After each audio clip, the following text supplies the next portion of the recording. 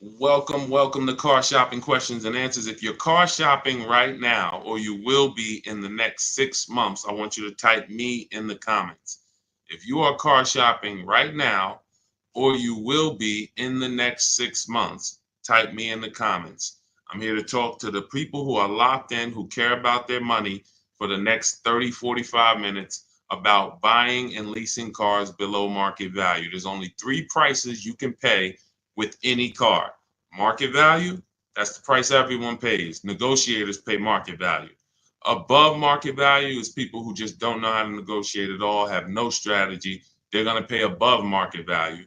And then below market value. Below market value is reserved for the people with strategies, not negotiators. The reason we get below market deals is because we employ online strategies that are very easy to use, where we put dealers and banks against each other while we sit and relax at home.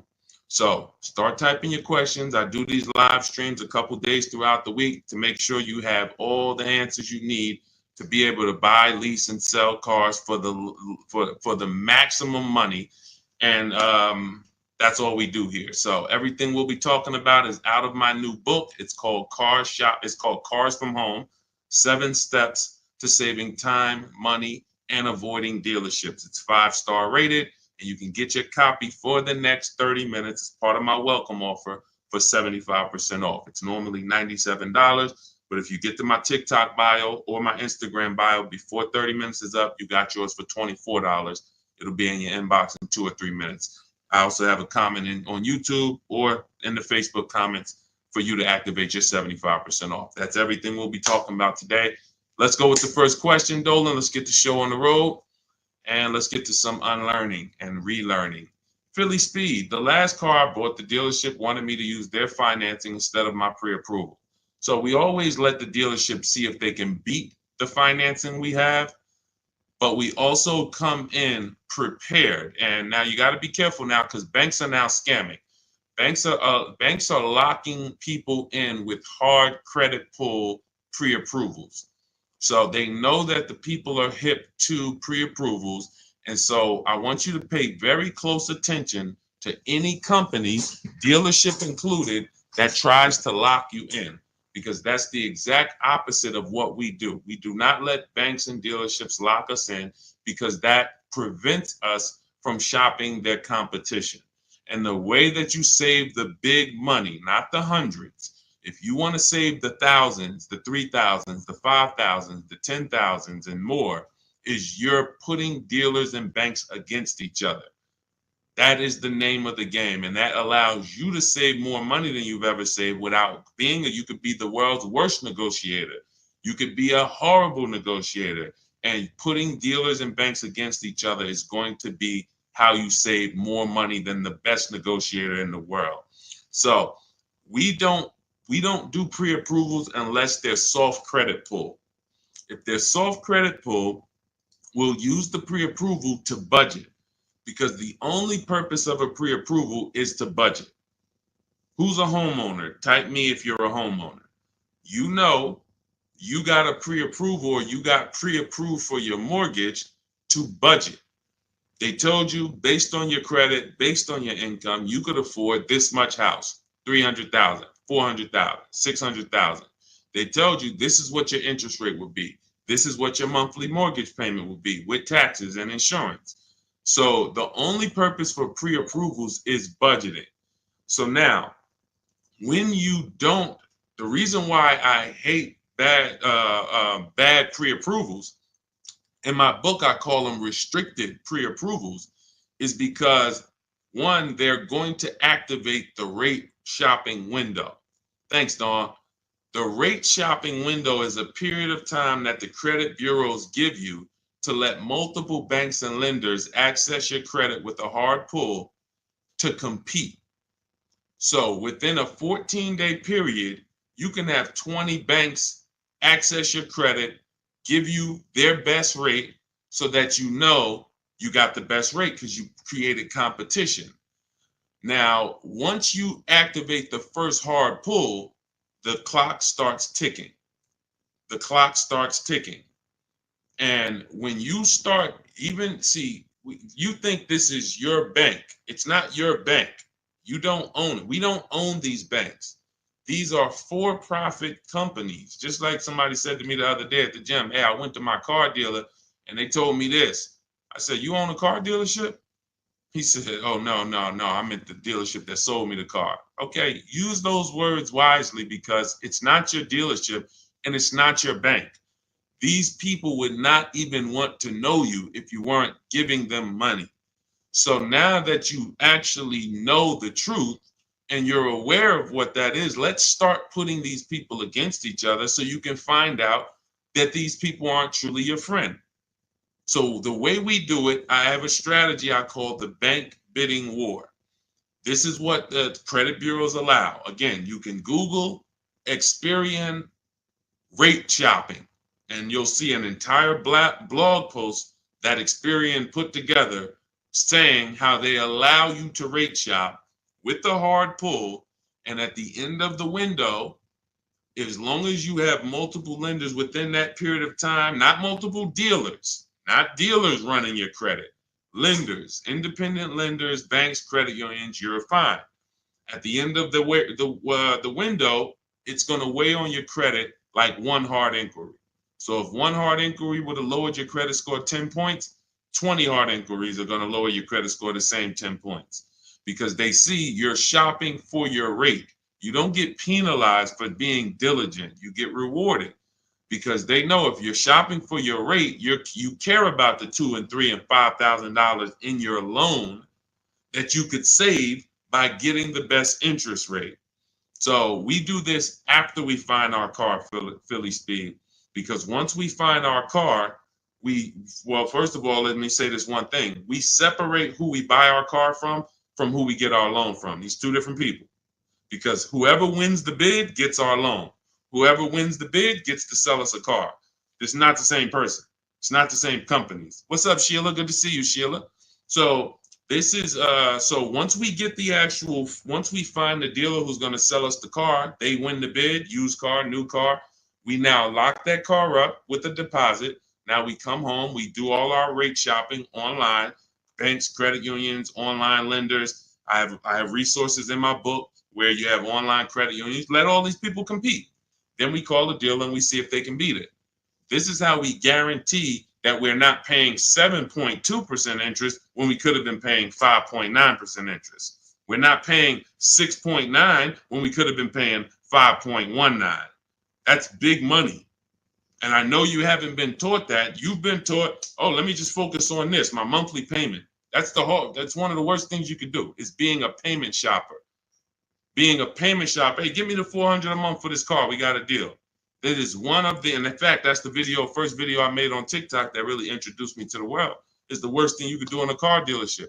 Just say, get me to this payment, we got a deal. Payments they can manipulate. $400 a month on a loan is 5 years, $20,000 on a regular loan. There could be $30,000 on a lease, $35,000 depending on the car. On a lease, could be $18,000, $15,000 with bad credit. $400 a month. There's so many ways to get this $400 a month.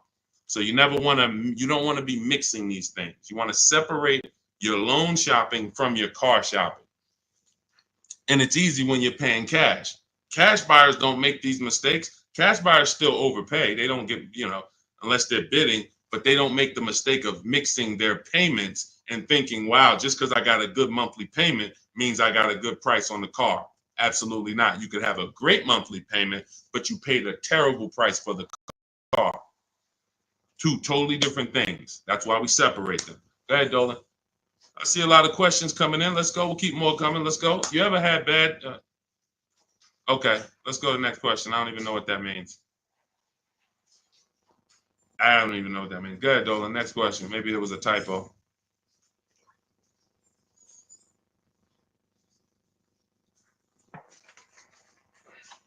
Can you please let us know if there's any limits for gap insurance if I'm upside down? It depends on on the coverage. You need to find out the coverage. There are gap insurance policies that I've heard of that didn't cover the entire shortfall. So, for example, if your vehicle is worth $25,000, but you owe $30,000, you're upside down.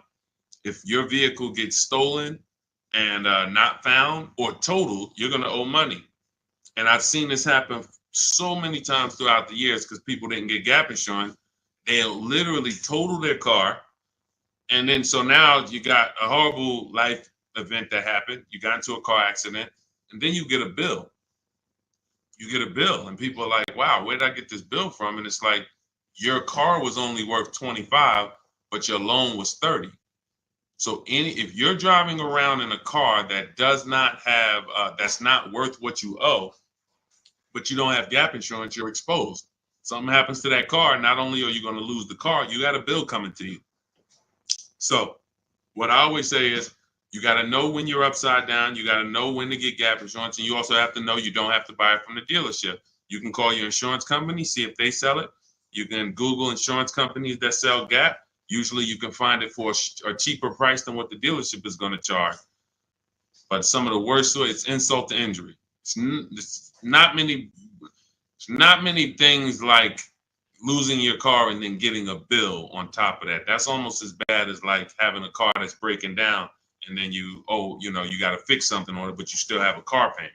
So the car doesn't drive, transmission's out, but you still got to make a payment every month. It's like, those are two of the toughest things. So know when you need gap insurance. Don't skip that. That's not a smart decision at all. But then check the coverage too, because he's asking about coverage. Check how much coverage. Do you have $15,000 of coverage? When you get your gap insurance policy, ask how much is covered if, God forbid, the vehicle is totaled. Go ahead, Dolan. All right. Hey, what's up, MT? I'm in the market to lease my first Mercedes. I'm looking for an S580E. Make sure you get multiple offers. So let me give you an example of somebody who shops for a luxury car, gets multiple offers, and this was an electric BMW. Where's Teddy's deal? Teddy got a $73,000 BMW i4 M50. He got it for, he said he got 10 offers. Now, we use a process in my book, it's called the 25 to 5. When you're getting a new car or a lease, you're reaching out to new car dealerships. And the reason why the strategy is called the 25 to 5, because we're going to get 25, we're going to connect with 25 dealers online. Takes us 20 minutes. Using my email scripts, we're going to get 5 offers. So it's 25 connections, 5 offers, 25 to 5. Now, some people you'll see they've gotten more offers using the strategy. In Teddy's case, he said, I received 10 offers. I only used the scripts provided. Closed on a 2024 BMW, $73,000 MSRP, $856 a month. Now, here's what I always say, and Teddy is going to confirm this.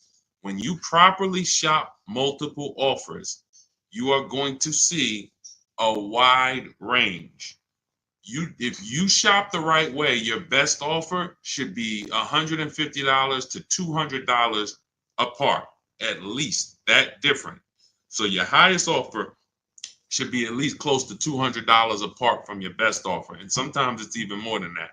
So in Teddy's case, you can see the dealer's initial offer came at $937 using the counter offer calculator, which I have in my book. You get access to this calculator where we put all our offers in, and then it spits out the counter offers based on the best offer we received.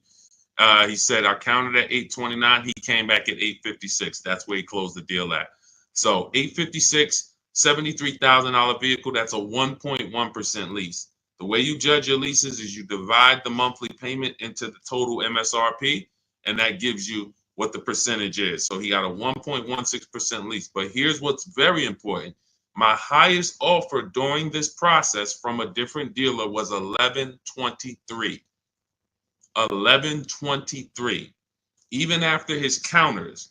So when I tell you that 80% of dealers are overpriced, had he been inside that dealership that was $1,123 trying to negotiate, it would not have mattered how great of a negotiator he was. The $1,123 dealer is not coming down to $856 because the $1,123 dealer is an 80% dealer. They're not going to sell the car if they can't make a certain amount of money. And that's what the 80% do. They'll discount and say that's the best we can do. They're not lying to you, but it's not the best their competition is willing to do. So if you're in a dealership that's an 80% dealer, this is why I said at the beginning of the stream, negotiators lose all the time. Great negotiators who don't use a bidding system lose all the time. I don't care if you're in sales. You say, Deshaun, I've been in sales. I negotiate for a living. You lose all the time because there's no way for you to know the bottom of a vehicle. You don't know, is the bottom 7,000 off? Is it 3,000 off? Is it 15,000 off? What's the bottom? And the only way for you to know the bottom is to get multiple offers from multiple dealers and see the one who gives you the best offer. That's what confirms what the bottom is. So this is what you do. If you're talking about leasing an S580, this is what you do. You get multiple offers. On an S580 $100,000 car, you should see a $400 swing from your best offer to your worst offer. You might see $1,100 a month, and you might see $1,500 a month from one dealer. That is from a different dealer.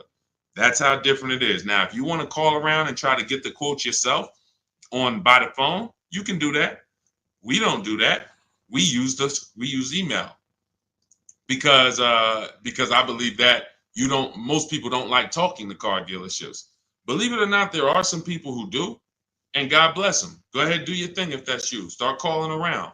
But if you're like, you just want to be able to copy and paste and use emails, that is all in my digital book, Cars from Home, 7 Steps to Saving Time, Money, and Avoiding Dealerships. It's already 5-star rated. Thank you to everybody who's taken the time to write a review about the book. This is one that we got the other day. Marguerite, I started pulling these up. This book is a must if you're thinking of getting a new or used car. So much has changed in the process since I bought my car 40 years ago. Think of it as a workbook. Even though you finish the book, you'll refer back to it several times. This is another one that I snatched. Deshaun Auto book, Leave Nothing to Chance, from A to Z. He covers every aspect of car research, acquisition. I use the step-by-step approach from securing financing first to better understanding what I could realistically afford. Researched several vehicles, which led to the certified pre-owned. I reviewed my car specs, model years. See, what he's doing is he's walking you through the process I walked him through. That's what it is. It's a process. So when you get Cars from Home, my digital book, you now have a process for getting below market leases, process for getting below market car deals, a process for selling your lease instead of returning it to dealers and they go and sell your lease and make $2,000, $3,000, $4,000 and you didn't even know you could sell leases. You sitting here like, man, I didn't even know you could sell a lease. How much has that cost you? Let me ask you a question. You're like, Deshaun, I didn't even know you could sell a lease. How much has just that alone cost you? If you don't know you could do it, you certainly don't know how to do it. There's still you listen, honestly, you might have been taught you can't even sell your car without the title.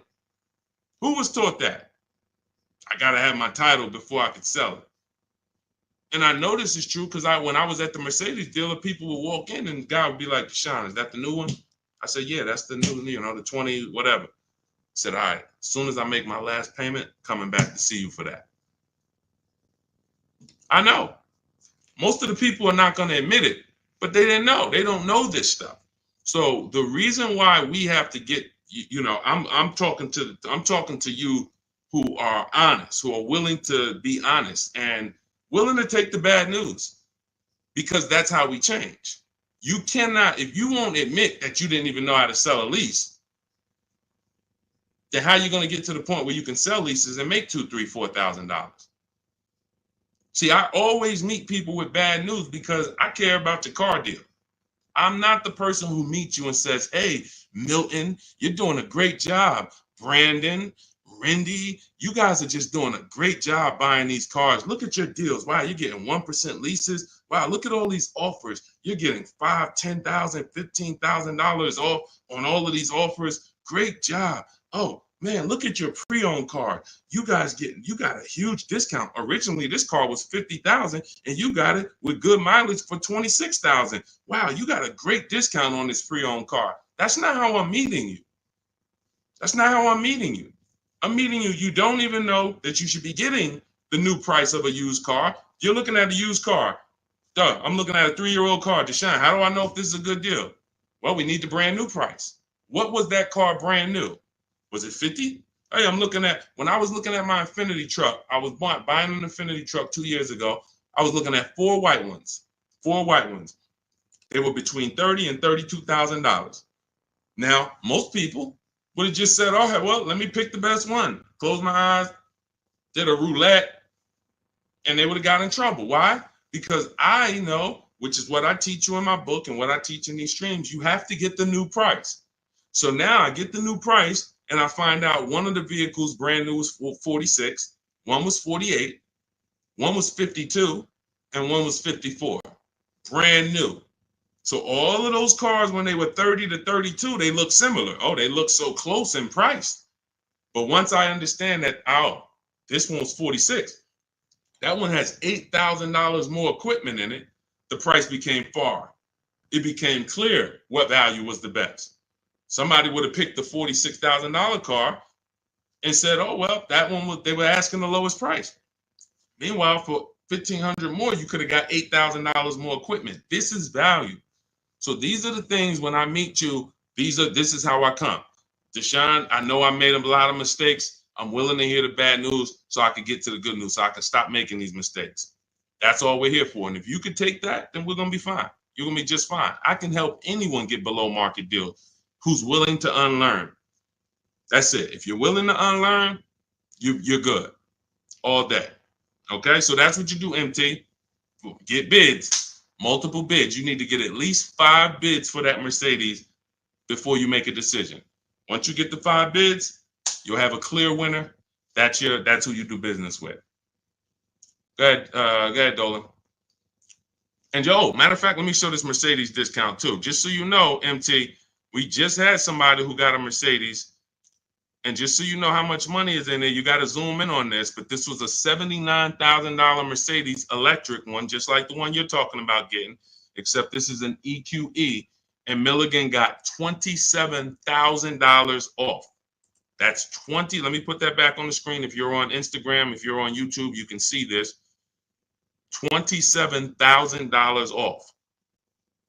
So I don't want you going in there thinking that, hey, if I could get $5,000 off, that sounds like a deal to me. Well, unless you get multiple offers, or you could leave a lot of money on the table, you'll end up overpaying by like $15,000, $20,000 and never know it. Go ahead, Dolan, shoot that next one up. All right, welcome to the new people who just jumped on. This is Car Shopping Questions and Answers. We're doing rapid fire Q&A. Any car question, throw it up, type it up. Dolan will pull it into the screen. And shout out to the people who have liked the broadcast. Hit that like button. It means a lot. You make sure you run once you do that, you let the algorithm know we're talking big money over here. All right, ID Corals, what's the most discount seeing on a RAV4 Premium? You're feeling for the bottom. That's a losing strategy. So when I look at a vehicle like Tiffany's vehicle, Tiffany, look, she gets a Mazda 2024 CX-90. Her best offer from all of her bids was $6,530 off. At the time last year, Eddie got a Toyota 2023 hybrid Camry. Those were hot. His best offer at the time was $2,086 under MSRP. That was a time when people were still charging over MSRP for some of these hybrids and some of these Camrys. So you don't know what your offer is going to be. I wish I could tell you that, hey, a Jeep Grand Cherokee, if you get $7,000 off, that's the bottom. A BMW X5, if you get $6,000 off, that's the bottom. No one knows. And frankly, there's never going to be a way to know. The only way that you possibly could know is if you're in our network and you see people who make a deal. I'll give you an example. If I see Ansley picks up his QX, his Infiniti QX 60. I see Ansley, let's see, he picks up his Infiniti QX 60, $58,000 vehicle. He gets it for $554, no money down. He leased it. $554, no money down on his lease. That's a under 1% lease, if you're not aware of how leases are judged. Savvy people all know about the 1% rule. So if your lease payment is 1% or less than the MSRP, you stole a vehicle. So this is a 1% lease, no money down. That's the only way we can judge a 1% lease, not with money down. So when I look at the discount on this, he probably got $7,000-8,000 off that Infiniti. He might have got you can't get that type of payment without getting huge amounts off and huge rebates. But he did not know that he was going to get that type of payment on his Infiniti. He did not know that he was going to get that type of payment. He went in, he shopped the market using our strategies. And just so you know, once you know how to do this, it only takes you 90 minutes to shop the market. When you see these people, look at Ansley's last sentence. Started the process Saturday, accepted a deal Monday. This doesn't take you, I'm not ever going to spend more than 2 hours car shopping to get a deal. Never. 90 minutes tops, I'm going to get a below market deal on anything. So when you look at the process of using a computer, this is what they're made for. See, the problem is you're just not using computers. You're not using the internet. You use the internet for Amazon, don't you? Don't you use the internet to shop competitively from Amazon, to go on websites when you need to buy something big? You're going to the internet. But when you need to buy something like a car, you're going to the dealership, not the internet. When every dealership in America has a website that you could be reaching out to them and making them compete. But no one knows what the below market deal is going to be, Cora. It's just ID corals. There's no way to know. We have people who, you saw Milligan, her below market deal was $27,000. It depends on the vehicle. That was an electric Mercedes. Sean's below market deal on a F-150 Lightning that he got was $20,000 off. Where's his deal? Look, Kimberly, she got a Maserati. That particular Maserati, the below market deal was $20,000 off. But as I said, Sean, $20,000 off. But Tiffany was $6,500 off. So when you see on the Mazda, so it's different for every vehicle. You have to understand that. And there's no way for you guys to know that. Unless you're in our group and then you see somebody get a car that you want and you're like, wow, if he just got 20 and he did that work, then I know the below market deal is 20. Let me go get it. But you still got to send your offers out. But there's no way to know. And when you try to guess, you get in trouble. That's what negotiators do. That's what negotiators do. They'd be like, all right, I feel like I got 7,000 off this. I think I did good. What if you could have got 12? What if you could have got 17? You're not doing good. All right, go ahead, Dolan. Absolutely applies to used cars. Our system in my book, somebody said, does this apply to used cars? Our system in my book is below market used cars, below market leases, and below market new car purchases. We also have the bank bidding war where we make banks and credit unions bid for our business instead of going and begging one bank to give us a loan.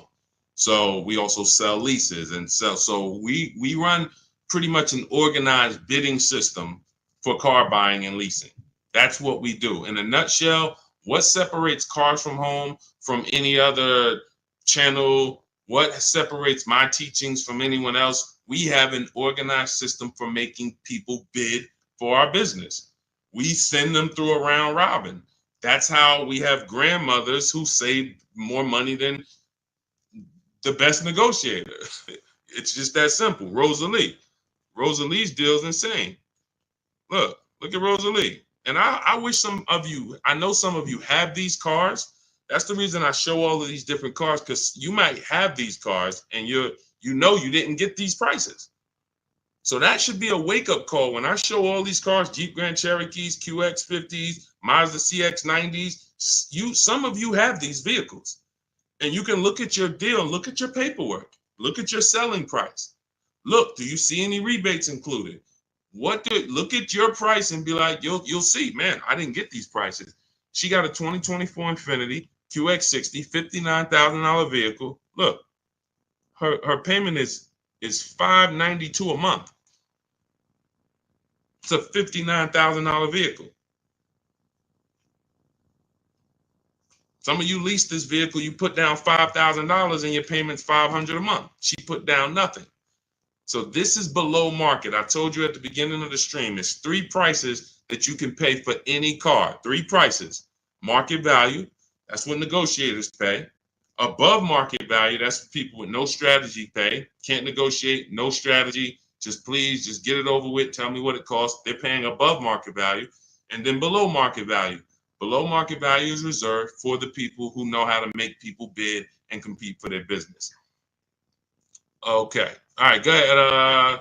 Every time you get a hard pull on your credit, it brings down your credit score. That's why you want to mix them with, you want to have, all right. So first of all, you want to understand that this is called the bank bidding war. And this is an organized process that we created based on what the credit bureaus allow.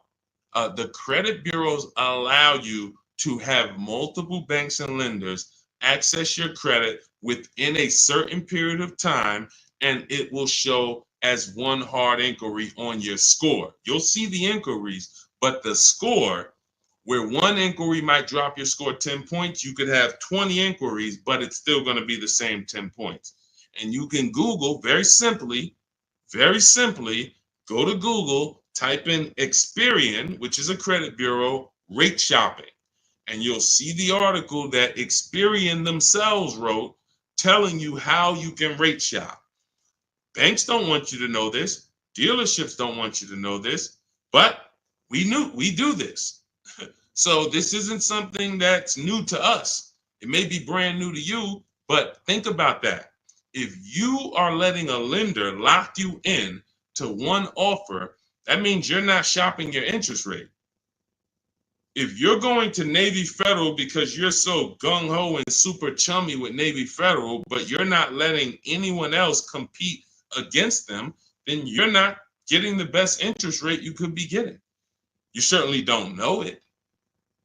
You think because, oh, Navy Federal, they're my credit union, they would never charge me a higher interest rate than someone else would. Who said that? Their goal is to make money. So we use a strategy that is allowed by the banks, by the credit union, by the credit bureaus, and most people don't know about it. That's fine. Most people don't know anything about what I'm talking about. So everything that we're talking about here, most people don't know about selling leases. Most people don't know about getting bids for their cars instead of trading.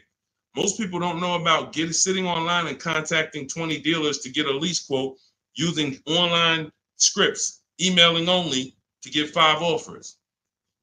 Most people don't know about anything we're talking about. Leasing and how leasing saves you way more money than buying unless you keep your cars 8 years. If you keep your cars 8 years, then leasing doesn't save you more than buying.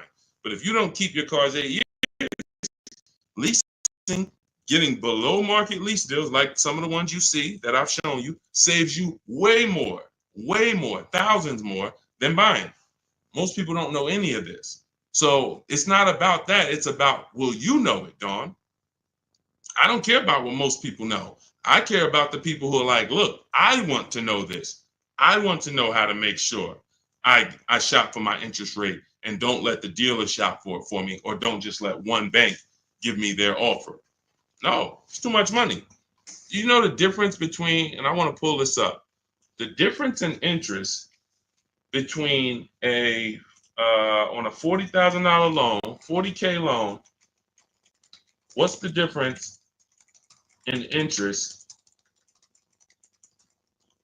from, let's say, 5.9 to 7.9%? Because we're so busy talking about the money on the car, but we totally overlook the money in the loan. And we don't.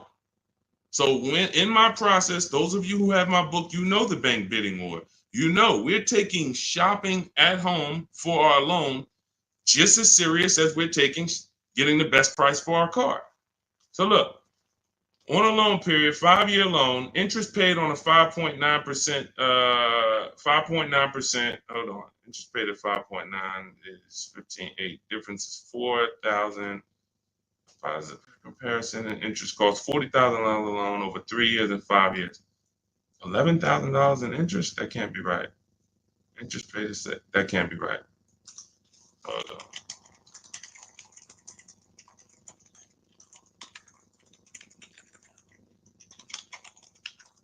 $7.9%. How much interest is paid on a 5-year loan? 7.9%. Could be over $15,000. That's impossible. 7.9 is that's impossible. Hold on. Now I gotta figure this out. I know it's a big difference. I know it's thousands different, but on a $40,000 loan, hold on. Wow.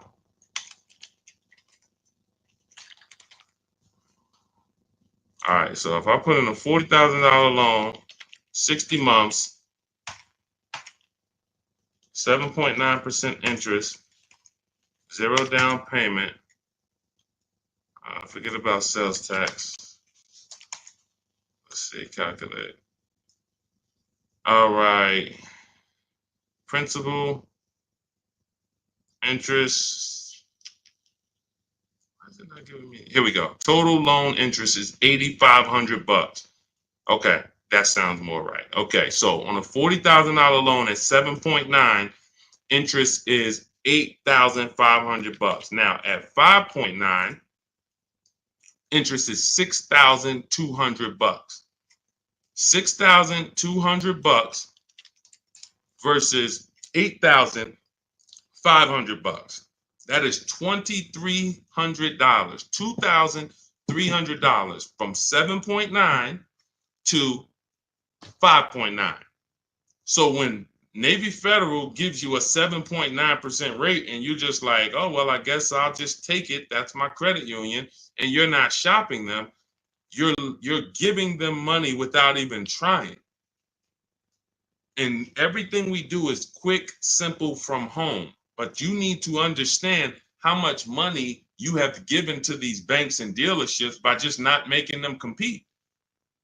You're not just magically getting big money off and saving all this money. That's just not, it's too much money in car deals. Go ahead, Dolan.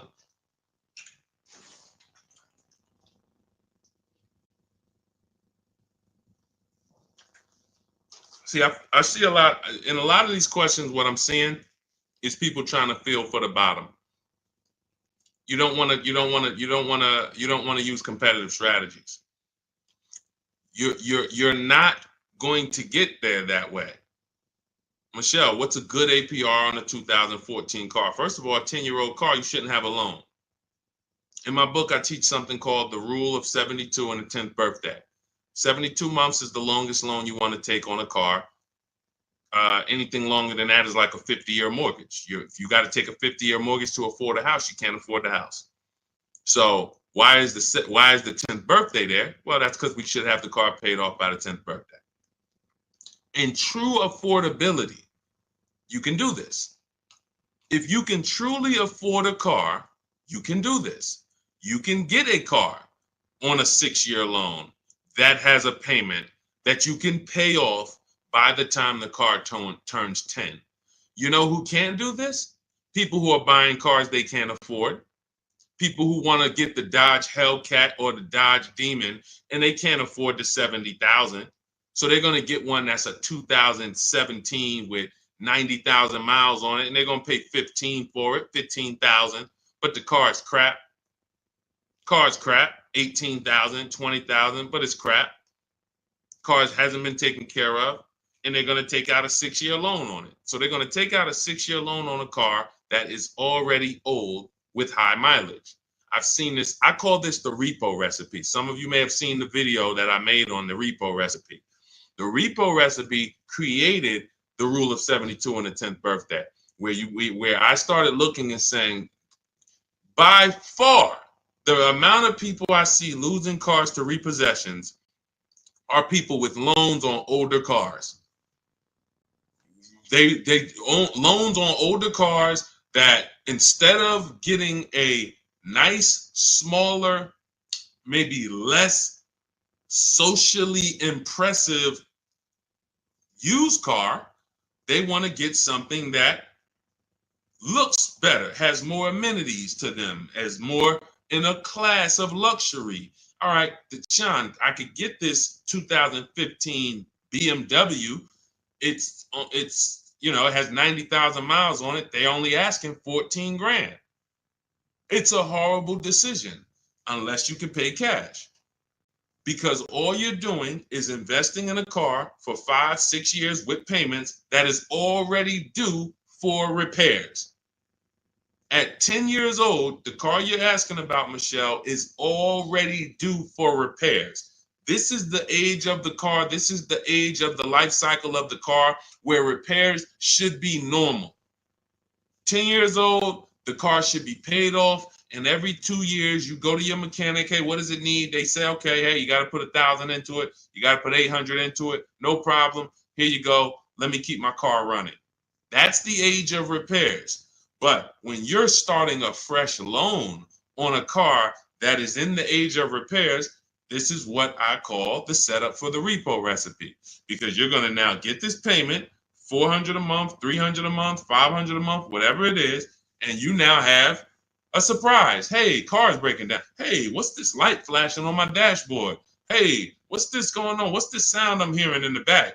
That's because you bought a car that is in the age of repair and you just bought it like it wasn't. See, if you drop cash on it, 15 grand, I don't got no problem with that. Because now you're going to say, all right, Deshaun, I bought an older car, paid it off, but I'm going to put some money to the side just in case things go wrong. Perfect. But when you're making your car payment and you're paying your insurance and you're putting gas in the car and you have to do an oil change, and then something breaks and it costs you $2,000, you're gonna see the repo recipe, because you're gonna be like, wow. And God forbid something major happens, like the transmission goes, or a head gasket goes, or the engine goes. Oh, forget it. Now you're sitting there with a $400 payment on a 10-year-old car that literally you still owe $16,000 on, and it doesn't even drive. You need an engine. Happens all the time.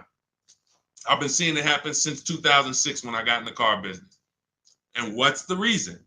Older cars, long loans.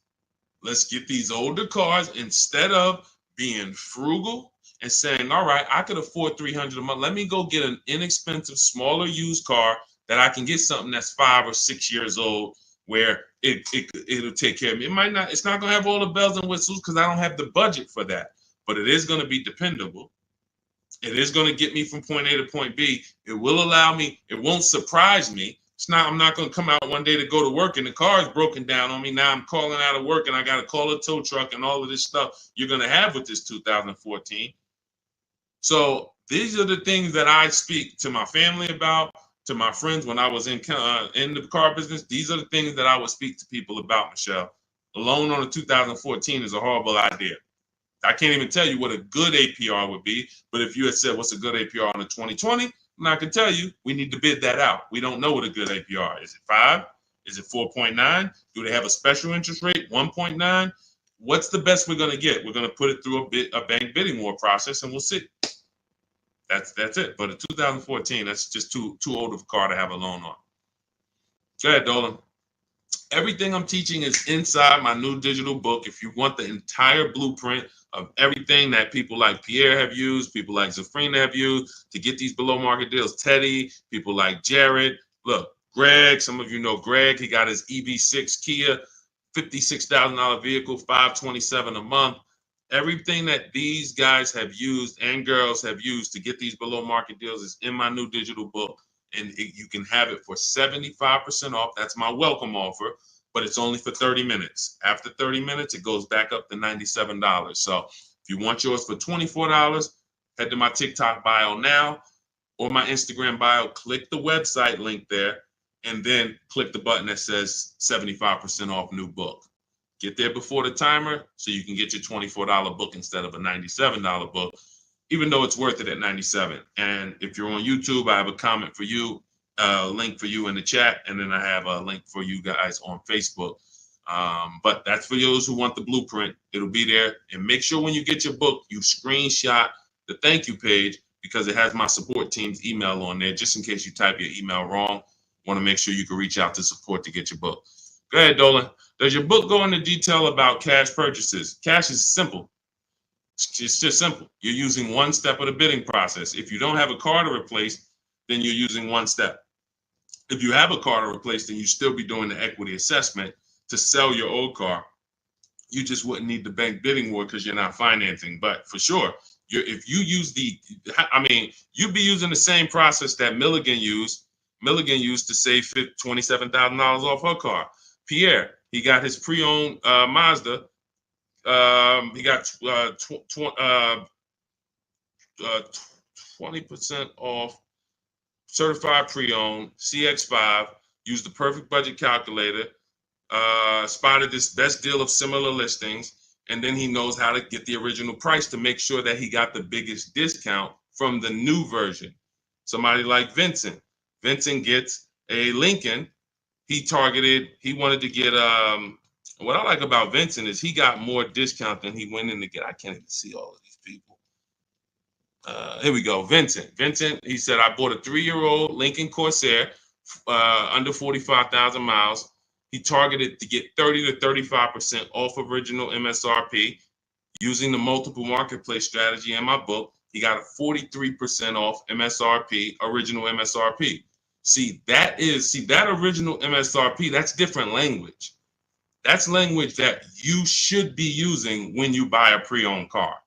There's no pre-owned car that you should be buying from this day forward, and the original MSRP is not in your language. It just makes no sense. How do you know what the price is if the price you're paying is good or not? What are you basing it off of? Market value? What the other ones are listed at all? That doesn't matter. What matters is how much was that car originally? 60,000? Okay, now they're offering it for 30. It's 50% off. How much was this car originally? 52? Now they're offering it for 30. Okay, what's the better discount? That's what matters with a used car when it comes to getting the best price. Now, that has nothing to do with getting a quality car. We have different steps we take to get a quality car. You got to get it. You have to check the Carfax. You have to look at the title. We don't want salvage title. We don't want frame damage. We don't want rebuilt titles. We don't want rentals. So you're checking the title. We're looking at accident history. We're looking at service records. We're checking to make sure that there's no bad data on that vehicle. It doesn't have electric problems, doesn't have software problems. We do all of this in literally 15 minutes. That's our steps for making sure we don't get a bad used car. But when it comes to pricing, you must know the original MSRP, or you can't, nothing else matters when it comes to used car pricing. So that's all in my new book. Grab your copy. You'll have the entire blueprint for how we do this. Go ahead, Dolan.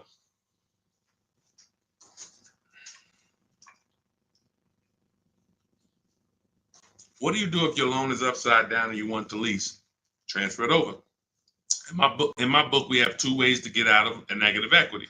There's 3 options with negative equity. 2 lead to a car, 1 does not.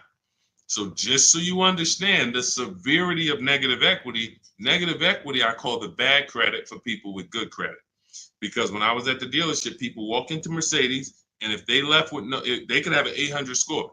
If they had too much negative equity, they were not leaving with the car.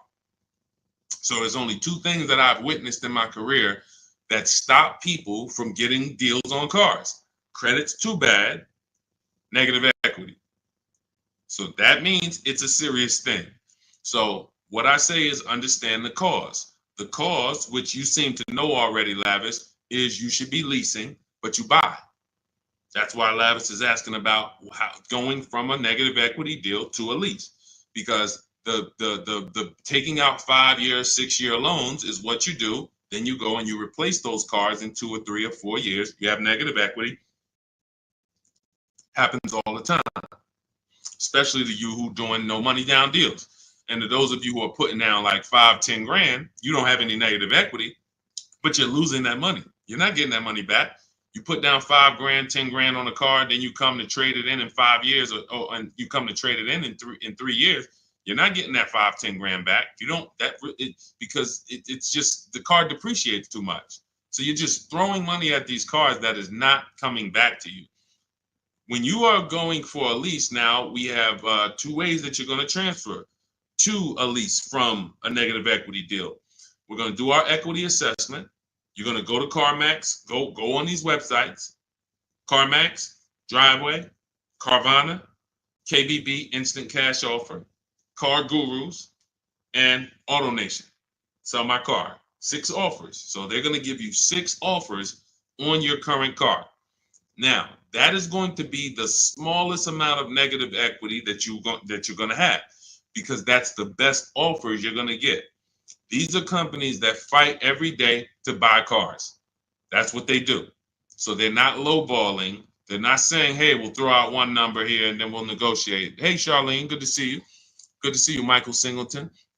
They're not doing that. They're coming in and saying, all right, we're going to put our best offer online.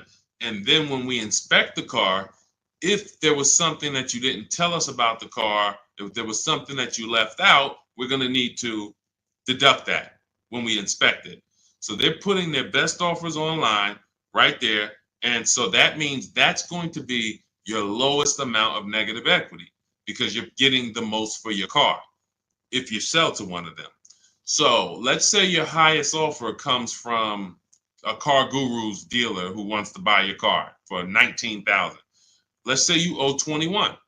You owe 21, they want to buy it for 19. Hey, Steve Long, what's going on? Good to see you. What should you do? You should pay the difference, because when you pay the difference, you're closing the deal with the least amount of negative equity. That's what you want. You're closing the deal with the least amount of negative equity. And so when you go buy your car, your next car, or lease your next car, rather, in your case, negative equity has nothing to do with the deal.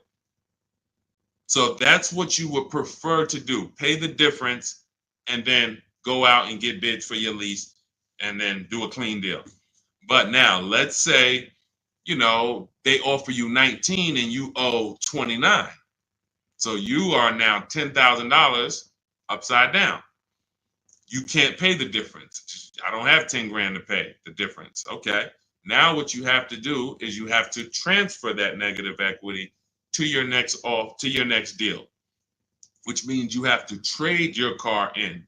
And we don't trade. We don't like trading because you can't get bids. What's up, Dion? Good to see you. You can't get bids. The reason why when y'all hear me say trading is a curse word is because you don't get the money your car is worth trading it.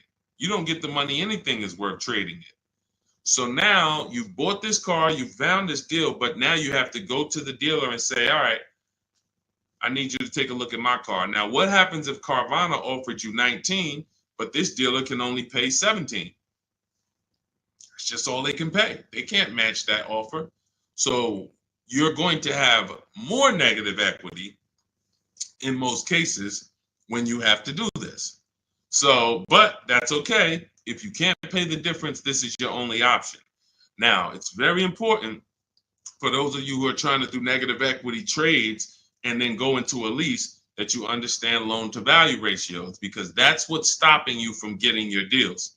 When you go to buy a car, the bank usually gives you 20% above the value of the car.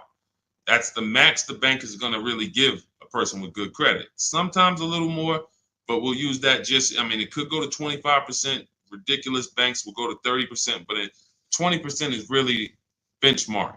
So if the car you're buying is 40, the bank is going to lend you max 48,000. That's 20%.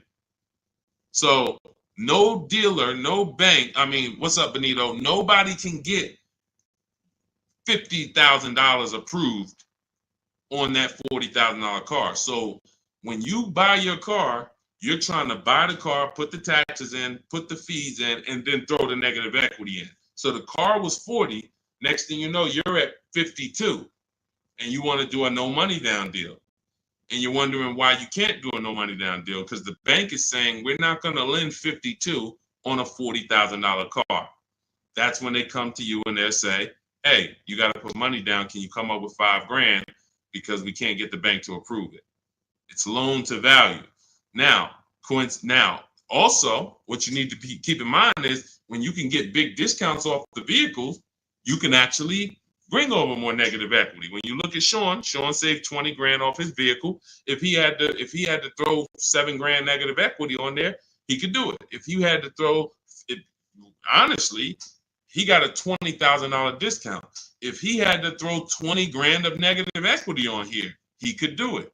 Payment's going to be high, but he could do it. It wouldn't affect the loan to value ratios because he got a huge discount off the vehicle. We talked about Tiffany. She got $6,500 off of her vehicle, her Mazda CX-90. If she wanted to slap $7,000 of negative equity on top of this deal, she could do it because she got a big discount. And the bank says, well, we're basing the loan off 44, not the fact you bought it for 36, 38. You got a big discount, but that we don't care about that. We're looking at 44 and we'll lend up to 51 or whatever.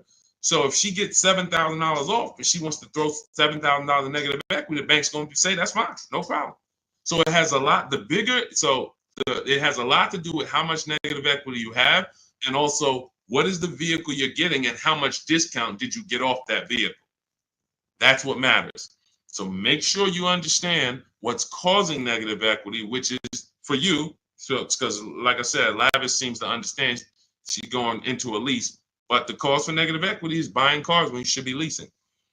Very simple. Yeah, Bella, that's a $7,500 rebate, and that's not the only thing you should be thinking about. Like, you want to look at what discount can you get in addition to the $7,500 rebate.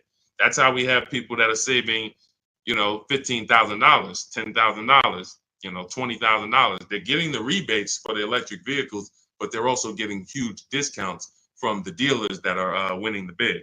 Go ahead, Dolan, shoot the next one out. Okay, all of this is in my new digital book. It's called Cars from Home, 7 Steps to Saving Time, Money, and Avoiding Dealerships. This is the blueprint. This is 14 years of car business experience with Mercedes, with General Motors, and running my own brokerage and teaching thousands of people online how to get these below market deals and using a system. We don't wing it. It's not an accident. It's not like, oh, I hope this works. This is a particular set of things you do online to make dealers and banks bid, and success is guaranteed. If you trust my process and forget about your old way of no process, you will be fine. The success is guaranteed. So as part of my welcome offer, you can get the book for 75% off. It's normally $97 because it's worth every penny. I didn't want to price the book like it was a regular book because it's not. So it's normally $97, but for 30 minutes, you can get your copy for 75% off as long as you get to my TikTok bio, click the picture of me before 30 minutes is up. The welcome offer is only 30 minutes, then the price goes back up to $97. So you can go to my TikTok bio, go to my Instagram bio, click the website. You can go to the comment section on YouTube or the comment section on Facebook. Click the link and get your 75% off. But make sure when you get your book, you screenshot the thank you page, because it has the link right there to open the book. And then I also email you a copy, but sometimes you'll type your email in incorrectly and we can't email it. So you'll have my support team's email just in case. Is Capital One a good option to finance a car? We get bids. We spent a lot of time. You must have just jumped on, Jen. We get bids. There is no bank that is giving you the lowest rate. If a bank always gave you the lowest rate, they would be out of business. So when we consider what lenders, why do you think there's people in the money business? There are people in the money business. They don't care if you buy a car. I see you, Genome Hamilton. We'll get to you. Get that question from Genome on Facebook, Dolan, next. So why do you think there's people who are in the loan business? They don't sell cars. Banks don't sell cars, they sell money. So when you just see the overpaying, I told you guys, it's 3 prices you can pay for anything you get: market value, above market value, below market value. That means you can get a market value loan. That's the average. You can get an above market value loan, which is above average, 2-3 points higher than what you could have got just because you were lazy. Now you're paying not 8.2%, but you should have been paying 5.7%. But you just didn't bother. You just said, okay, I guess this is it. But below market deals come from competitive offers called bids. So when you are when Capital One should be a bank that you get a bid from, Navy Federal, Bank of America, Community Credit Union, Lightstream, everyone and anyone should be in the bank bidding war, because the more the better. So when you get my book, you get the bank bidding war blueprint. For those, every time you're going to finance a car, you would use that process to make banks and credit unions bid for your business, so that you guarantee you got the lowest rate. You don't drive off hoping you got the lowest rate when you didn't even make anyone shop. How would you have the lowest rate? There was no competition. We cannot get money off when there's no competition. The big money, the thousands of dollars off that you're seeing, is reserved for competition. This is reserved for people who make people compete for their business. That's what the big money is reserved for. Look, 4 days of leasing like a boss. Started with a Kia Telluride EX. That was my first choice. 15,000 mile a year lease, range from 642 to 753. Moved to Honda Pilot EX. All-wheel drive is choice B. Got quotes between 616 and 719 after contacting every dealer in North Carolina. We do this totally online, so Melissa's talking about the entire online process.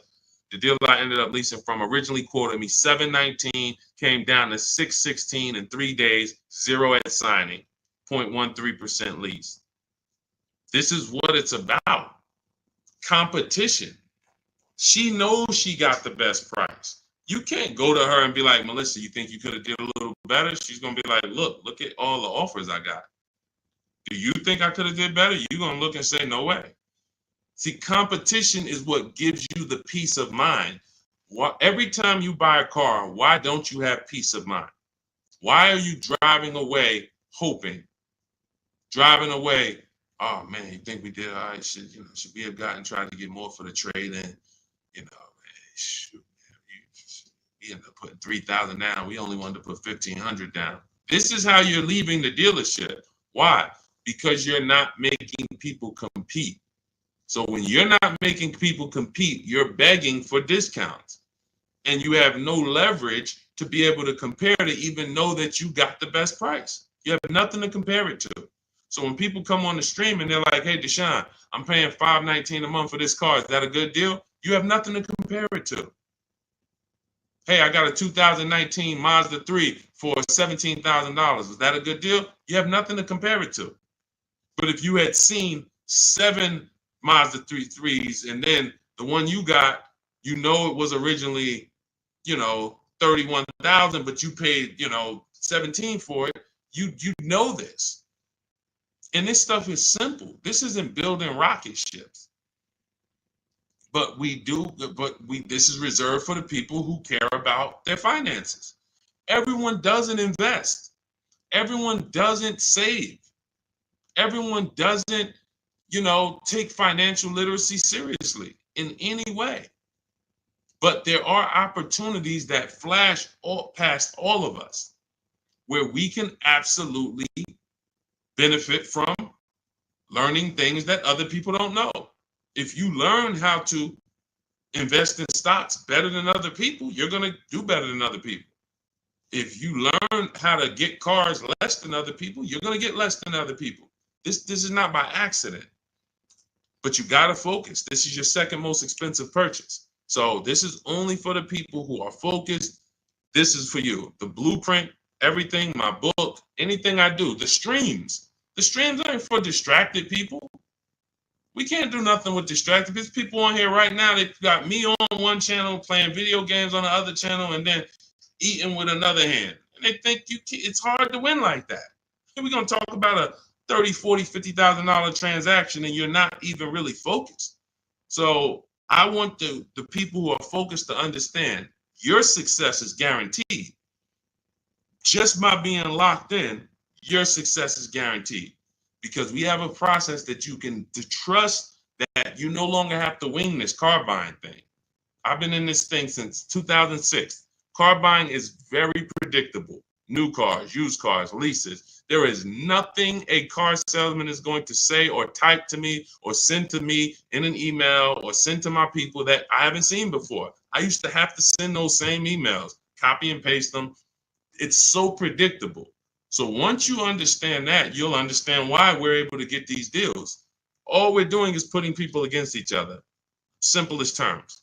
Simplest terms. But we do have some advanced stuff when it comes to leasing versus buying. Obviously, this is more advanced teaching that people don't understand. But getting the money off, it's competition. Competition. Go ahead, Dolan. Shoot the next one in. Jerome Hamilton, if I get a GM employee discount, can I get a better lease? Who knows if they're going to really give it to you? See, the problem is when you walk in and say, hey, I got a General Motors discount. All right, here, let me work you up these numbers. All right, it's $601 a month with $2,000 down. Oh, that's the GM price? Yeah, that's the GM price. How do you know that? How do you know the GM price? How do you know it's not $3,000 in rebates that I'm holding back? How do you know it's not $3,000 in rebates and I'm only giving you $1,000 of it? Here, hey, I also we have $1,000 rebate. I also put in there for you. Oh yeah, you did with the GM pricing? Yep. You don't know. You don't know. So no matter whether we get X plan, GM deal, Mercedes fleet, does not matter. Multiple offers, because when you get multiple offers, what you're going to see is that some people are not going to give you the GM discount. And some people are not going to give you the rebates. They're just not going to do it. It's in their DNA. An 80% dealer is going to try to make everything they can make. I'm not giving this guy the $2,000 rebate. Wow, come on, I'll sell his car to somebody else. So now you're going to deal with an 80% dealer and hope you can get a deal. No. Once you see the 20% that says, here's your GM discount, and here's a $3,000 rebate, and here's the price, and then you compare it to the others, you're going to see, oh, those guys were trying to get over on me. Of course, that's what they do. That's what they do. 100%. Go ahead, Dolan. We always get bids. Doesn't matter. You can't trust anybody to give you a price and give you all the rebates and give you the hidden money like they're your friend. That's just not going to happen. If they rather make the $5,000 themselves, why am I volunteering money that you're not even asking for? You came in and you asked for a GM discount. I'm giving that to you, maybe. But you didn't ask me about these rebates. You didn't ask me about, I don't need to volunteer this. This is how they look at it. So many times you get in there, you go, oh, give me the invoice price. Can you give me the invoice price? We got a deal. Man, if half these people that I've shown you on this stream had accepted invoice price, they'd be looking at these prices that they paid and saying, why the heck did I pay that price? Invoice price means nothing. What if you got a $7,000 rebate, $15,000 rebate on some of these vehicles? What if you got a $4,000 rebate? Invoice price has nothing to do with rebates. So now, all right, I'll take off $2,500 to get you the invoice, but what about, that's it? You happy with that? Yeah, that's all I want. My father told me get the invoice price and I got a good deal. All right, your father was sadly misinformed. Unfortunately, thank you. I'm gonna take a vacation on this commission and we just made $7,000 on you. My cut is probably $1,200. I got a nice pay. Thank you. Thanks to your dad too. It's a good guy. Good guy. Keep following his advice. This is how it goes. Unfortunately, these people are not your friends. And as a former car salesman, I keep it straight. I keep it straight because unfortunately, most people on here, you just I'm going to my car dealer. These people are not your friends. You invite Charlie over to barbecues. Charlie is my friend. He's been selling me cars for 20 years. Sold my dad cars. Once you start making him compete, next time you buy a car, lease a car, say, hey, Charlie, look, I'm going to get a number from you, but I'm also going to get numbers from a couple other dealers. Hey, what you mean? Watch Charlie get mad. Watch Charlie get mad. What you mean? What, you don't trust me? I've been doing business with you for 20, 30 years. Yeah, but I want you to actually, I just want to, this guy Deshaun told me I need to shop around, always make sure, because it's a lot of money I could be leaving on the table. Oh, man, come on, man. See, that's a person that never wanted to compete. He would rather come to your barbecues, be friends with you so that you don't make him compete. Because the minute you start making dealers compete, you're going to see how much money you've been losing. That's the only way. It's the only way. You start making these dealers compete, you're going to see, dang, I've been overpaying. Some people right now getting phone calls right now. Hey, come on in. We're going to upgrade your lease. Good news. We're going to keep your payment around the same price. Who's getting these phone calls? Who's getting these phone calls? Good news. I can get you out of your lease right now and get you into a new lease about the same payment. Who's getting those phone calls? Who's getting those phone calls? I ain't been on since 5 a.m., KD. Chill out, bro. Chill out. Who's getting those phone calls? Right? Hey, come on in. I could get good news. I could get you in the brand new 2025. You don't even have to you don't even have to put no money down. Come on in, right? All of that, right? Everybody's getting those calls. Why? Because 2022 and 2021, they overcharged you and your payment is so high, even though deals are a whole lot better. They were better back then, but they put you in a high deal back then. Now what they're trying to do is keep you in that high deal, hoping you're used to it. And they want you to think that's normal. They want you to think, hey, Mr. Hayes, yes, you've been paying $750 a month since 2022. Good news. The market is all bad. The market's bad, right? Oh, yeah, I'm hearing that. Thank you. Thank you. I'm glad you're aware. Now, see, you say stuff, you don't even realize you say stuff that helps them make more money. That's why we don't talk in my system. There's no talking.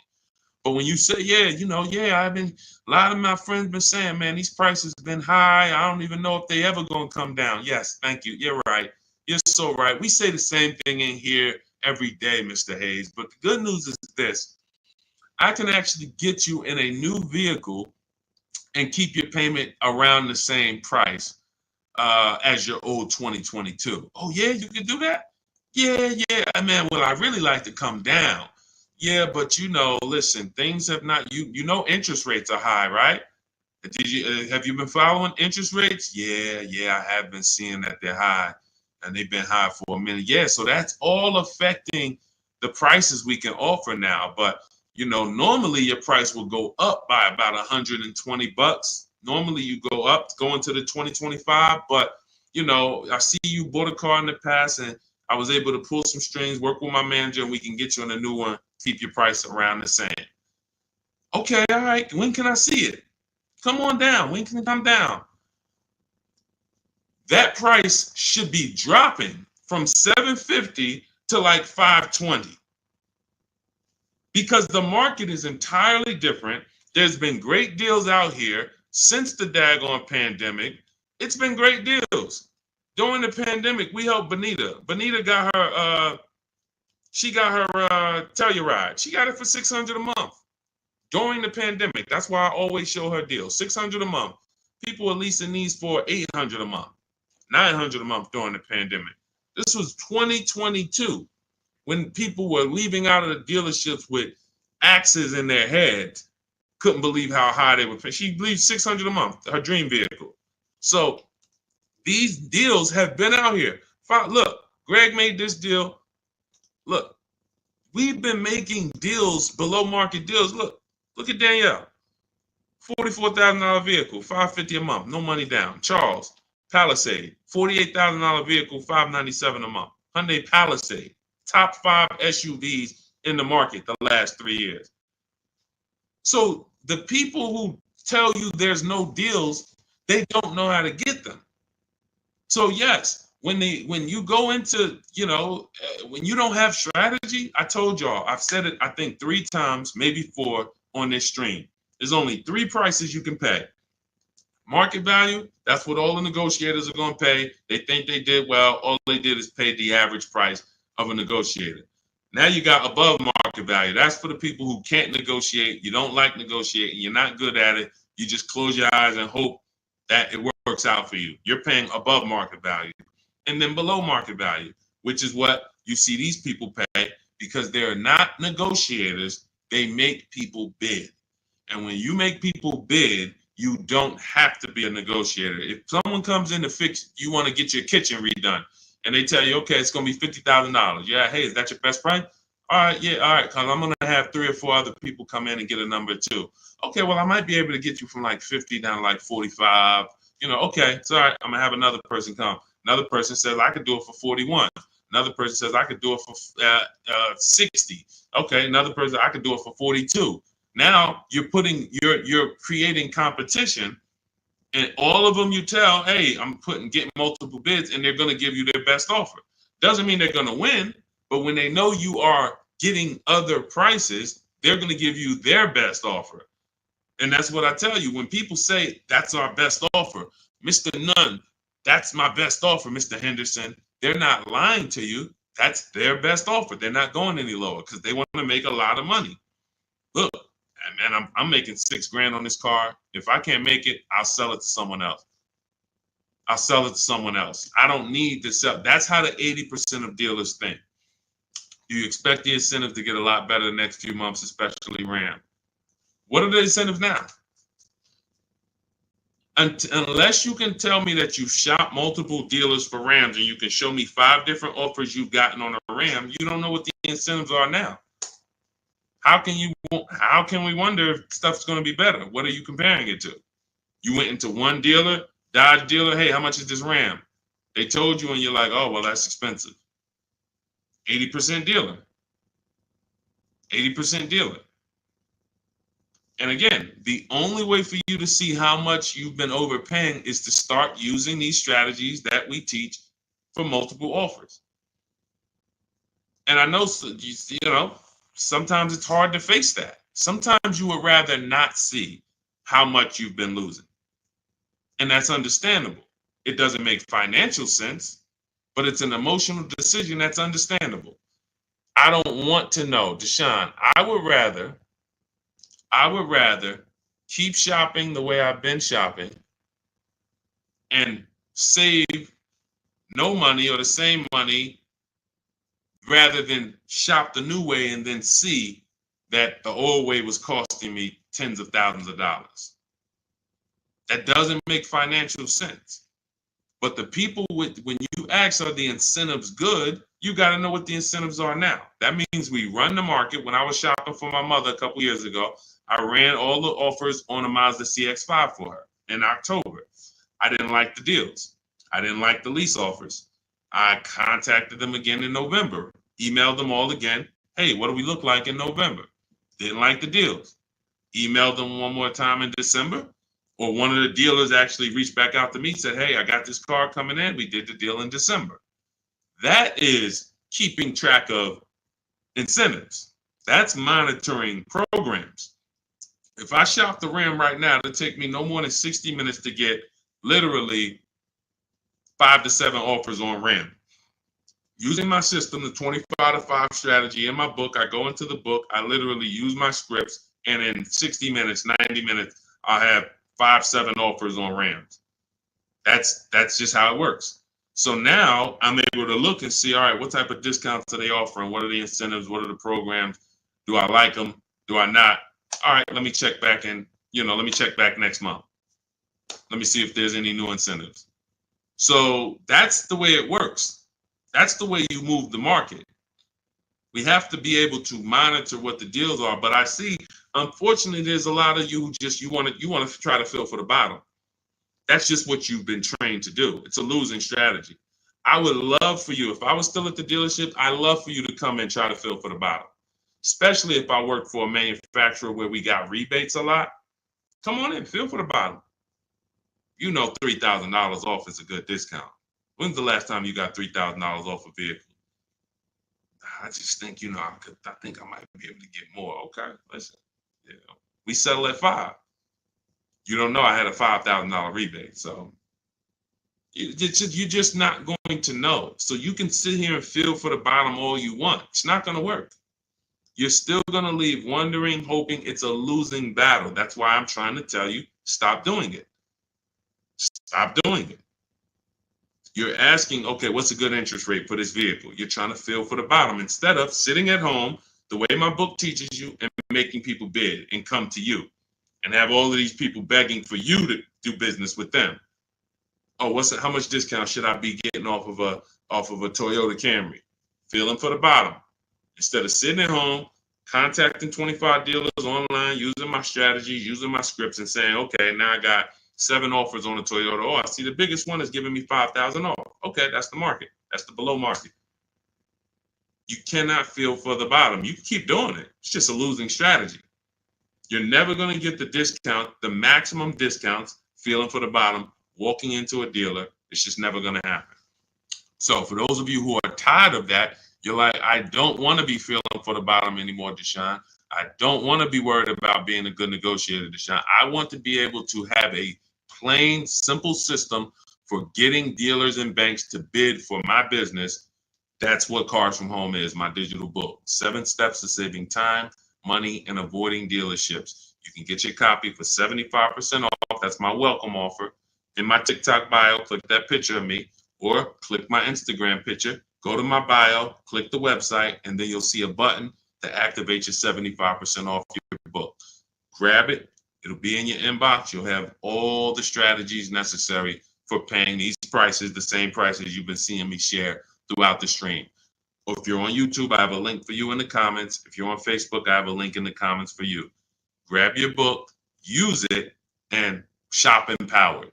The old days are over. The days of going into dealerships, over. Spending more than 30 minutes in a dealership, over. You'll never do that again.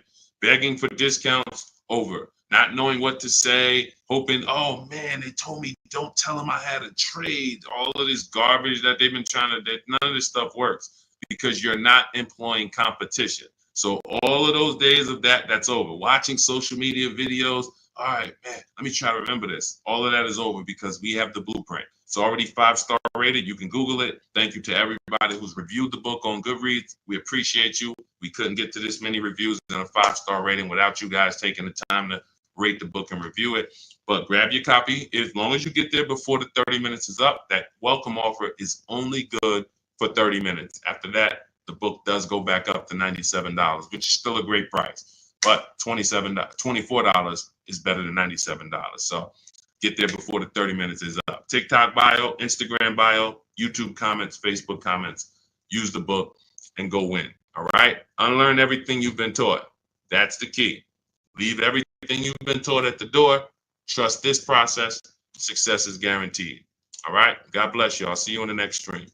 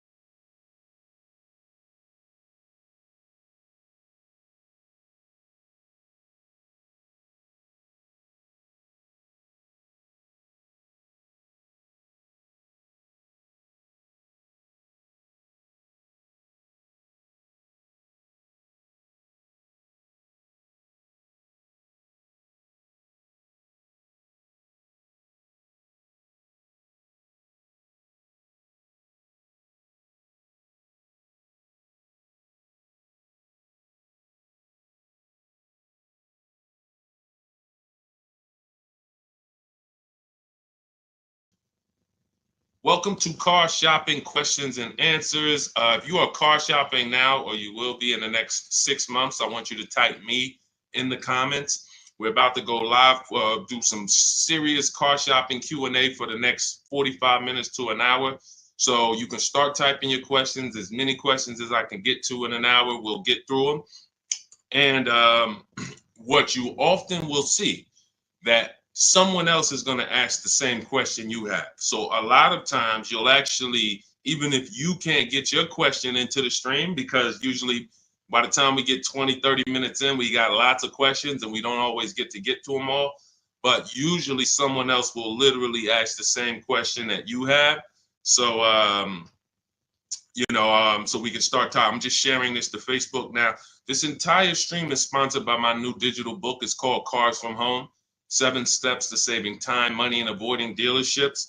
You can get a copy for 75% off for the next 30 minutes in my TikTok bio, my YouTube, in my TikTok bio, my Instagram bio, the YouTube comments, or the Facebook comments. And the book's normally $97. Everything we'll be going over today will be out of that book. Every answer that I give you is out of that book. So if you want the entire blueprint and you don't want to remember the things that we're about to go over, you grab the book, and obviously everything we're about to go over, we wouldn't be able to cover everything that's in the book. There's like 100 questions that'll be answered in that book. So let me just share this to Facebook, and we'll get started with the first question that we got from TikTok. So type your questions in as fast as possible, and type your questions in one shot. Don't do like a part one, part two, and because then Dolan can't bring them into the stream. Okay, Dolan, let's get going. Let's throw up the first question, please. Nora, I'm upside down on my vehicle. How do I get out or pay off early? There's two ways to deal with negative equity. One of them is easier. It depends on the resources you have. So you have the option to pay the difference, which means you are actually going to say my highest offer for my car is $18,000, but I owe $20,000. That means I have $2,000 of negative equity. I'm going to pay that off. That way I can go and do a clean transaction for my next car. I don't have baggage going into my next car. And I get to maximize the value of my current car through what we call a bidding process. So we don't trade our cars. We only get bids from cash buyers like Carvana, CarMax, Kelly's Blue Book Instant Cash Offer, AutoNation, Car Gurus, and Driveway. That's 6 cash offers we get. These are companies that fight feverishly to buy cars. They pay more than dealers, and they write checks on the spot. You literally go, have your inspection, they go into the accounting department, and they come back with a check for you. This is not like selling your car on Facebook Marketplace. So they're going to pay more than dealers. So you want to make sure, if you can, you sell to them, because that's going to be the highest offer you're going to get for your car. And that's going to be the least amount of negative equity you will have. If you can't pay the difference, then you must trade. And trading is a curse word here, because you never get what your asset is worth trading. If I wanted to trade this phone, I'm not going to get as much as I would get putting it on the open market and getting prices and offers for it. So trading is a last resort. What happens is, if you can't pay the difference, you now will go shop for your new car, find a dealer willing to sell you the car at the lowest price, and then you would ask that used car manager to value your car. I do not recommend you go into the dealer and let them just mix the deals together.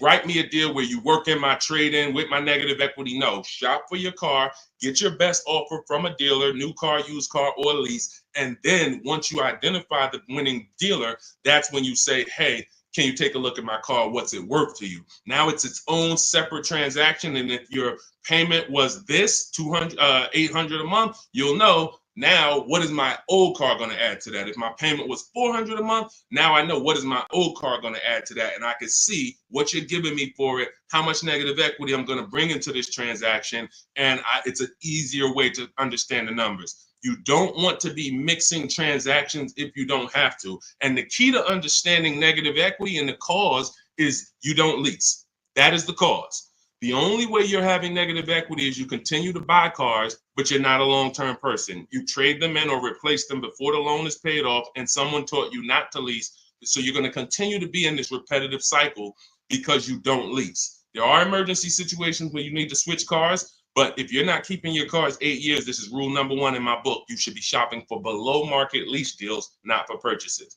So that's your 2 options. Decide which one you can do, and then you make your move. Now, and also keep in mind, you have loan to value ratios when you have to transfer. The bank's only going to approve about 20% of what the actual new car price is. So whatever car you're buying, if you're buying a $30,000 car, the bank's only going to approve 20% more than that. They're not going to allow you to slap $10,000 on a $15,000 car, because they're only, they have loan to value ratios. So what you want to do, if you have a large amount of negative equity, you want to shop for cars, and you want to shop for cars that you can get big discounts off of. There's certain cars that have rebates. They're not listed. But in my system, what I do is I teach you how to get bids on cars. You know, we have some people, I mean, I'll show you people who've gotten $15,000, $20,000, $30,000, $27,000 off. I'm not going to exaggerate. The biggest discount we've helped someone get using our strategies is Milligan on her Mercedes-Benz. She got $73,000 EQE, and she paid $51,000 for it, 54.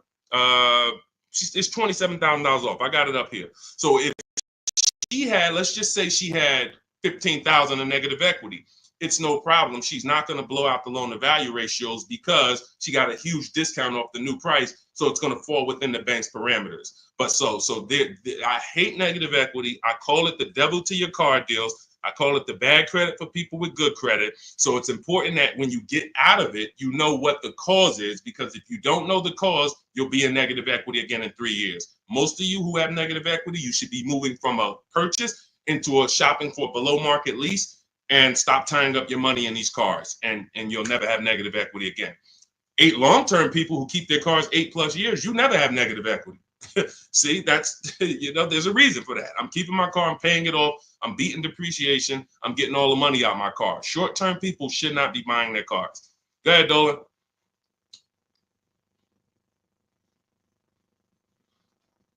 All right, keep typing your questions, y'all. We'll get to as many questions as we can in 45 minutes. Now, let me just actually say this. We have a 7-step process. Everything in my system is 7 steps. We don't go, see, a lot of times you don't understand what you should be doing first. Should I be focusing on my old car, my trade-in, shopping for a car first? What should I be doing first? So we have a system that you actually now have a process. It's 7 steps. First step is the most important question. That's leasing versus buying.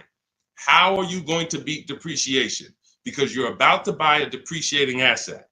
If you buy a depreciating asset with no plan to address or beat the depreciation, you are going to lose like everyone else loses. So we need to see, am I going to beat depreciation with a long-term purchase, or am I going to beat depreciation with a below market lease? Long-term purchase, I got to tie up my money. My money's going to be in the car 3 years, 5 years, 6 years, but over time, the depreciation is going to cool off. I'm going to have a vehicle that doesn't depreciate much. Who has a vehicle that they've had for more than 10 years? Type the number of years you've had it in the comments. If you had a vehicle for 10 years, type 10, 12, even if you had it for more than 8. Let's go 8 because it's called the 8-year rule. If you've had it for more than 8, type the number of years that you've had your vehicle in the comments. Let's see how many long-term people we truly have, because not a lot of people are long-term. Like every time I ask this question, we don't get a lot of people that's like, yeah, 8 years, 10 years, 12 years, 15 years. Look, we don't have many people that can say they even have a car on here that they've had for more than 10 years, more than 8 years. But you're tying up all this money in these cars, and then you're going and you're replacing them in 5 years and 6 years. And look, Sharon, 14 years. God bless you, Sharon. That's a long-term person. Look, Ray Johnson, 9 years. That's a long-term person. So they don't have to worry about depreciation. Their car right now is worth the same amount it'll be worth about a year from now. If Ray's car is worth $9,000, a year from now, it's going to be close to 9. He's beat depreciation. So if you're not buying cars to beat depreciation, you shouldn't be buying them, because you're not going to beat depreciation in the short term. You can't. It's impossible. The only way to beat depreciation as a short-term buyer is to get below market leases, because you're never tying up your money in that car. Not regular leases, below market leases. Big difference. Go ahead, Dolan. I see we had a question come from TikTok. Let's throw them up.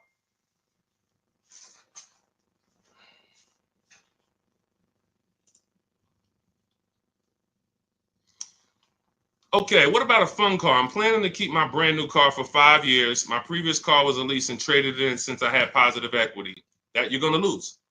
Keeping a car for 5 years, a brand new car for 5 years, you're going to lose. And I'm going to show you how big you're going to lose by doing this. You can't keep a car for 5 years. If you're telling me you plan to keep a brand new car for 5 years and then replace it, this is the depreciation curve. This is the depreciation curve. You're going on a sliding board. Whatever you paid for this car, let's say you paid $35,000. In 5 years, that car is going to be worth $17,000, maybe $15,000, depending on how much you drive. You're literally going down a sliding board, and then you're going down another sliding board when you get your next car. You're wrapping up money in these cars. Now, when we look at somebody like Ray, who kept his car for 9 years, his depreciation curve doesn't look like yours. It looks like this. See, this is what it looks like when you first buy the car. You're losing value every single day. You're losing thousands of dollars in value on a yearly basis. So when you go and say, all right, I'm going to just go buy this car, tie this up. Let me show you why you can't do that compared to someone who's leasing. You're going to spend thousands of dollars more. So you take somebody who got a below market lease like Zafrina. No, that's too. Let's use Zafrina. She gets a $65,000 vehicle. She's paying $579 a month. $65,000 vehicle, $579 a month. That's what we call a 1% lease or below. When you have your lease payment is 1% of the MSRP or less, that means that's a 1% lease or lower. She has a 0.88% lease. Now, she's not, over the next 3 years, she's going to invest in this car, $579 times 36. She's going to invest $20,000 to drive a $65,000 car. Now, if somebody bought this $65,000 car, what's their payment? Every $5,000, remember this rule, is about $100 a month on a 5-year loan. Remember that rule. Every $5,000, when you look at a car, is about $100 per month on a 5-year loan. So when you look at a $20,000 car, you should automatically say to yourself, that's going to cost me about $400 a month.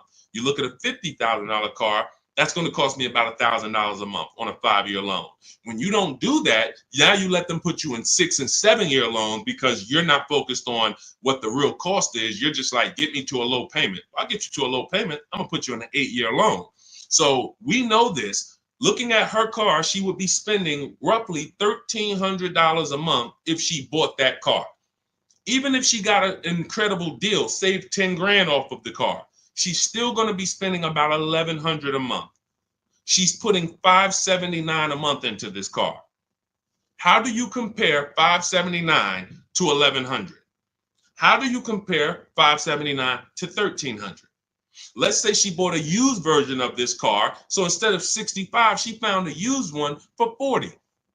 Every $5,000, $100, that's an $800 a month payment. How do you compare $579 to $800 for a used version? You can't. So when you're out here listening to people who've told you don't lease, they don't understand depreciation and they don't understand how to get below market leases. These are not regular leases. In order to get below market leases, you must employ competition. You must get at least 5 offers because every dealer's price is different. So when you walk into one Nissan dealer and they tell you it's $600 a month, you don't walk out and say, hey, Nissan's charging $600 a month. No, Nissan of Bay Ridge is charging $600 a month. But this Nissan deal over here might be at $500. This Nissan deal over here might be at $420. You need to stay at home, get multiple offers. You can do this my way through email using the systems in my book, or you can do it your way, calling around and get multiple offers. But once you see how different these offers are, you'll realize how many dealers have been ripping you off. And 80% of them do this. 80% of them, their best offer is not going to be below market. They're going to make a certain amount of money or they won't sell the car to you. But we find the ones who will. All of this is in my new digital book, Cars from Home. It's called Cars from Home, 7 Steps to Saving Time, Money, and Avoiding Dealerships. You can get a copy for 75% off for the next 30 minutes in my TikTok bio, my Instagram bio, the YouTube comments, or the Facebook comments. You'll have everything we teach step by step. You can Google the book, Cars from Home. It's already 5-star rated. We've already got tons of people using it, talking about it. And this is what I want for you. I don't want you paying above market or market value like everyone else is paying. You need to be paying below market value. And the only people that pay below market value are people with strategy. Okay, so I would tell you, Kitty Cafe, the first thing you need to be concerned with is actually leasing and not buying. You said you were a leaser. See, and oftentimes people who go from a lease to a purchase, I'm sorry to say you didn't get a good lease deal. Because if I'm paying, think about what Zafrina's paying. Let's continue to use Zafrina as an example. If Zafrina's paying $579 a month for a $65,000 car, $579 a month only gets her about $28,000. Let's call it $30,000 on a loan. So for her to go and get the same $579 payment, she's going to only have about $30,000 to spend on a car. If she goes with a 6-year loan, maybe she can get like a $33,000, $34,000 car. That's it. That's her loan. So she's going to have a hard time going from a $65,000 vehicle to a $35,000 vehicle. Most likely she's going to get something used. It's going to be older, and she's going to be like, wow, I'll just keep leasing. But if she was paying what other people are paying for this same Jeep, which is probably, I would say a lot of people for the same Jeep would probably be paying about $800, maybe $900. People with no strategy, they're probably paying $900 a month to drive this $65,000 car. It's easy to justify. So they're paying $800-900 a month. Then yeah, she might say, well, maybe I'll just buy something because I'm paying almost $1,000 a month to lease. But that's the difference between a below market lease and an average lease. There's a big difference. All right. Go ahead, Dolan. Next question. The leasing versus buying thing is really what's hurting a lot of you. The leasing versus buying thing and the not getting below market leases. There's so many bad things about what's been out here with leases. It's horrific. I spend every day putting out information trying to dispel this. But I realize there is so many voices that have told you guys things, but here's the thing. I talk numbers and I show numbers. If you pay attention, the people who tell you about leasing never talk numbers. They never show you numbers. All they do is rent. Leasing is renting. Leasing limits you. You limit, they pick your mileage. You pick the mileage. It's so much bad information. But I've been leasing since I'm 22 in the car business. Got my first lease, Pontiac G6, $20,000 vehicle. I was paying $256 a month for it. Meanwhile, I had a friend, they're paying almost $500 for a Toyota Corolla. We both got a car for about the same time. They're paying $500. I'm paying $256. I'm seeing what they're going through with their car breaking down, getting older, because they kept the car for a while, getting older, and now I'm on my second car, paying a low payment. And as a young person, you don't want a $500 payment. I didn't need a $500 payment when I was 22. Just had my daughter. I needed that $256 payment.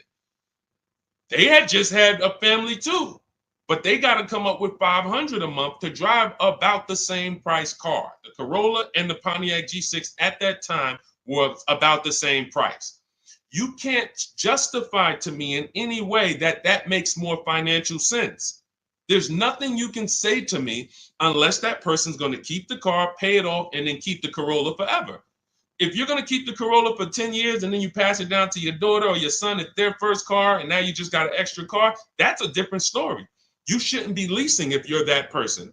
But if you're a 5-year, 6-year owner, 7-year owner, and you're just paying these high payments, you pay your cars off, and then you go back into another finance, you're just overpaying. You're throwing thousands of dollars out in the garbage, and there's no way around it.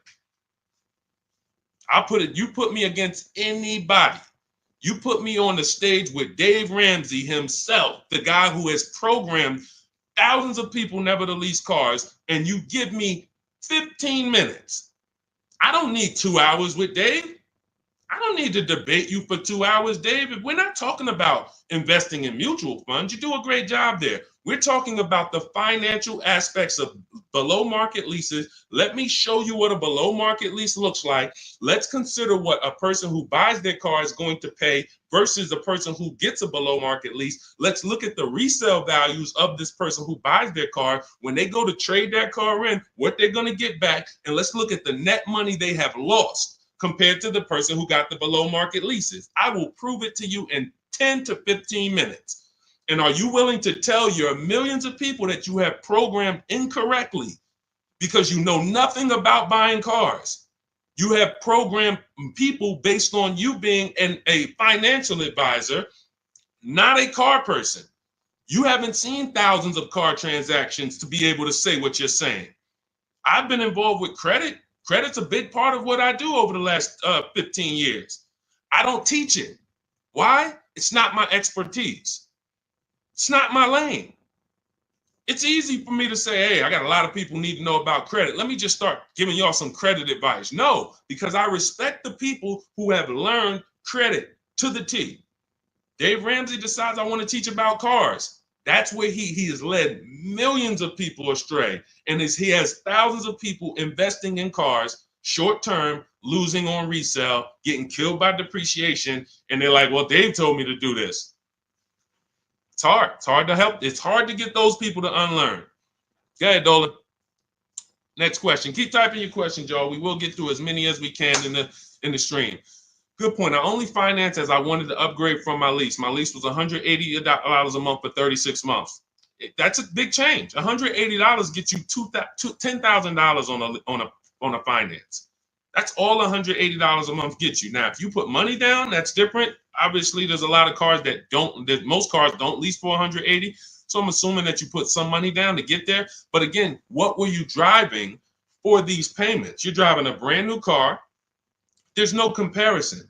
When you're getting below market deals on leases, there's no comparison. Again, let's look at Charles. Charles gets a Palisade, $48,000 vehicle. Some people, and you may own one of these. And if you were honest, you say, Deshaun, I own that vehicle. How much is your payment? No money down. Probably $800-900 a month. Probably $1,000 a month. He's paying $597. Some people say, oh, Deshaun, don't they limit you on mileage? No, you pick the mileage. Look at Jen. Jen got her Honda CRV. She's paying $512 a month. It's a $40,000 vehicle. That's normally $800 a month to buy on a 5-year loan. She's paying $512 a month, and then she upgraded the mileage from $12,000 to $18,000, and her payment went from $512 to $563.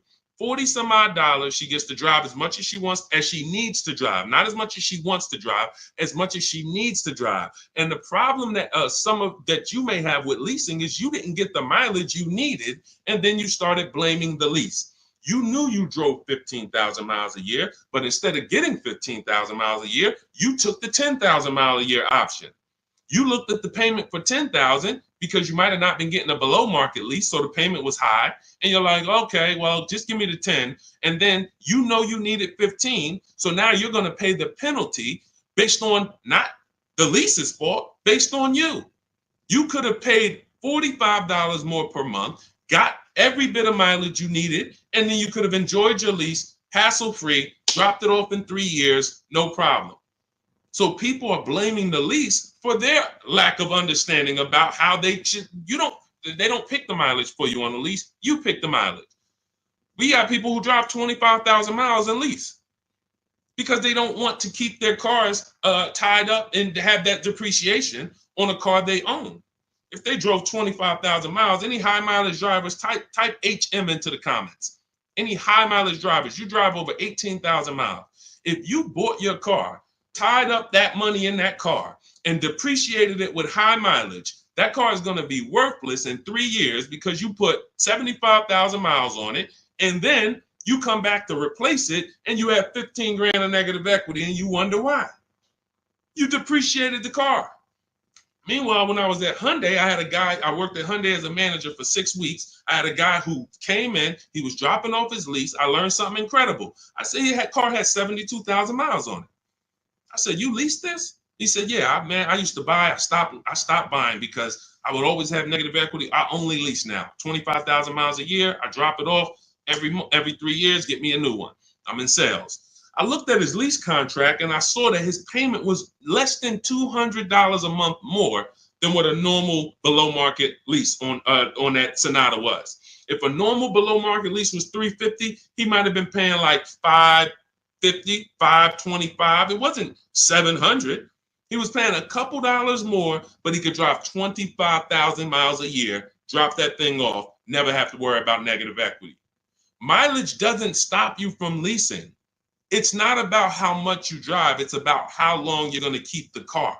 because a below market lease is how we beat depreciation or long-term ownership. Nothing to do with how much you drive. You pay for the mileage whether you buy or lease. Doesn't matter. Go ahead, Dolan. Keep typing your questions, y'all. We'll get through as many as possible. What's up, Ashley? What's up, Kenyari? What's up, Boss Babe? Ashley, good to see you. But I made my wife lease a brand new electric Equinox, $350 per month, and no sales tax. The $180 was a 2021 Corolla lease before the chip shortage for $3,000 down. Solid, solid. These are the things that you don't want to get away from until you're ready to keep a car long term. If you are leasing and not keeping cars 8 years, keep leasing. Make sure you're getting multiple offers so that you can get these below market leases, so that you're not paying these prices on the commercials that you see with $5,000 down and all of this tax that's not included. We are getting below market leases, and in order to do that, you must get 5 offers, at least 5 offers. Now you get these below market leases, and you keep doing that until you are ready to buy something. Because as Cafe just said, if he's paying $3,000 down, $180 a month, somebody who bought that Corolla is paying $3,000 down, $500 a month, because a Corolla is probably about 25 grand now. So that's a $500 a month payment with their taxes that they're paying when he's paying $180. This is not, look, for a brand new electric Equinox, he's paying $350 a month. This is someone else who knows how to get great lease deals, whether he's negotiating for them or whether he's calling around getting multiple offers. It doesn't matter. He's getting prices that you are not getting. And that's the prices we get. You want to understand that all prices aren't the same. There's below market price, there's market price, there's above market price. Above market is for the people with no strategy. You just walk in and you sign the deal. You might say no one time, and then the next offer you sign it. Market value is for the negotiators who are trying to feel for the bottom. You don't know where the bottom is, but you say, hey, take $2,000 off, we got a deal. Give me invoice price, we got a deal. You're paying market value. You're not getting anything special because there's hidden money, rebates, incentives that you don't know about. There's markups in the lease contracts, in the money factor, money hidden, you don't know about. And you'll never know about it until you get multiple bids. But below market price is reserved for the people who are shopping multiple dealers. We do it from home, getting multiple offers, and now you're paying $350 a month for a car that other people are paying $600 a month to own. You cannot justify pulling up in the same car and one of you is paying $350, one of you is paying $600. But the one who's paying $600 says, well, I'm going to own this. But by the time you pay it off, you're just going to turn around and get another car and do it all over again. So you never win, ever. It's a bad way to move. Go ahead, Dolan.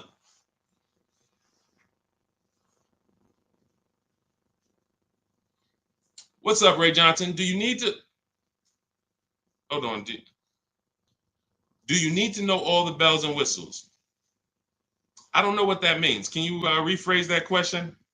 Let's type it in another way because I don't know what you mean by that. Can you elaborate? What about the people that drive high miles? You should still be asking yourself, how am I going to beat depreciation?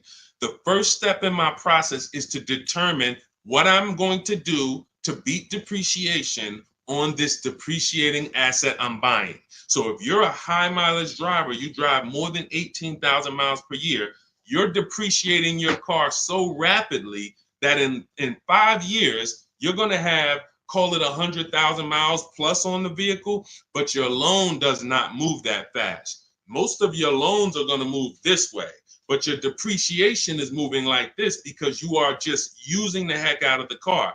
This is point and proof that you pay for usage, whether you buy or lease. If you bought a car and put 100,000 miles on it, you do pay for that. If the same person bought the same car, but they only put 50,000 miles on it, their car's worth more than yours. They can sell it for more. So you lose based on your usage. So in the short term, you can't win driving high miles because you are literally destroying the value of your car. Then you flip to another car. That'd be like you doing this. Hey, do me a favor. Give me this car, let me depreciate it like crazy, then let me swap it out and let me get this car depreciated like crazy, and you just keep doing it. Depreciate it like crazy, but you're never getting to the point where the car is paid off and now the car starts to depreciate like this. That's for the people. If you have a car that you've had for 10 years, 12 years, 9 years, 14 years, this is what the car is depreciating like.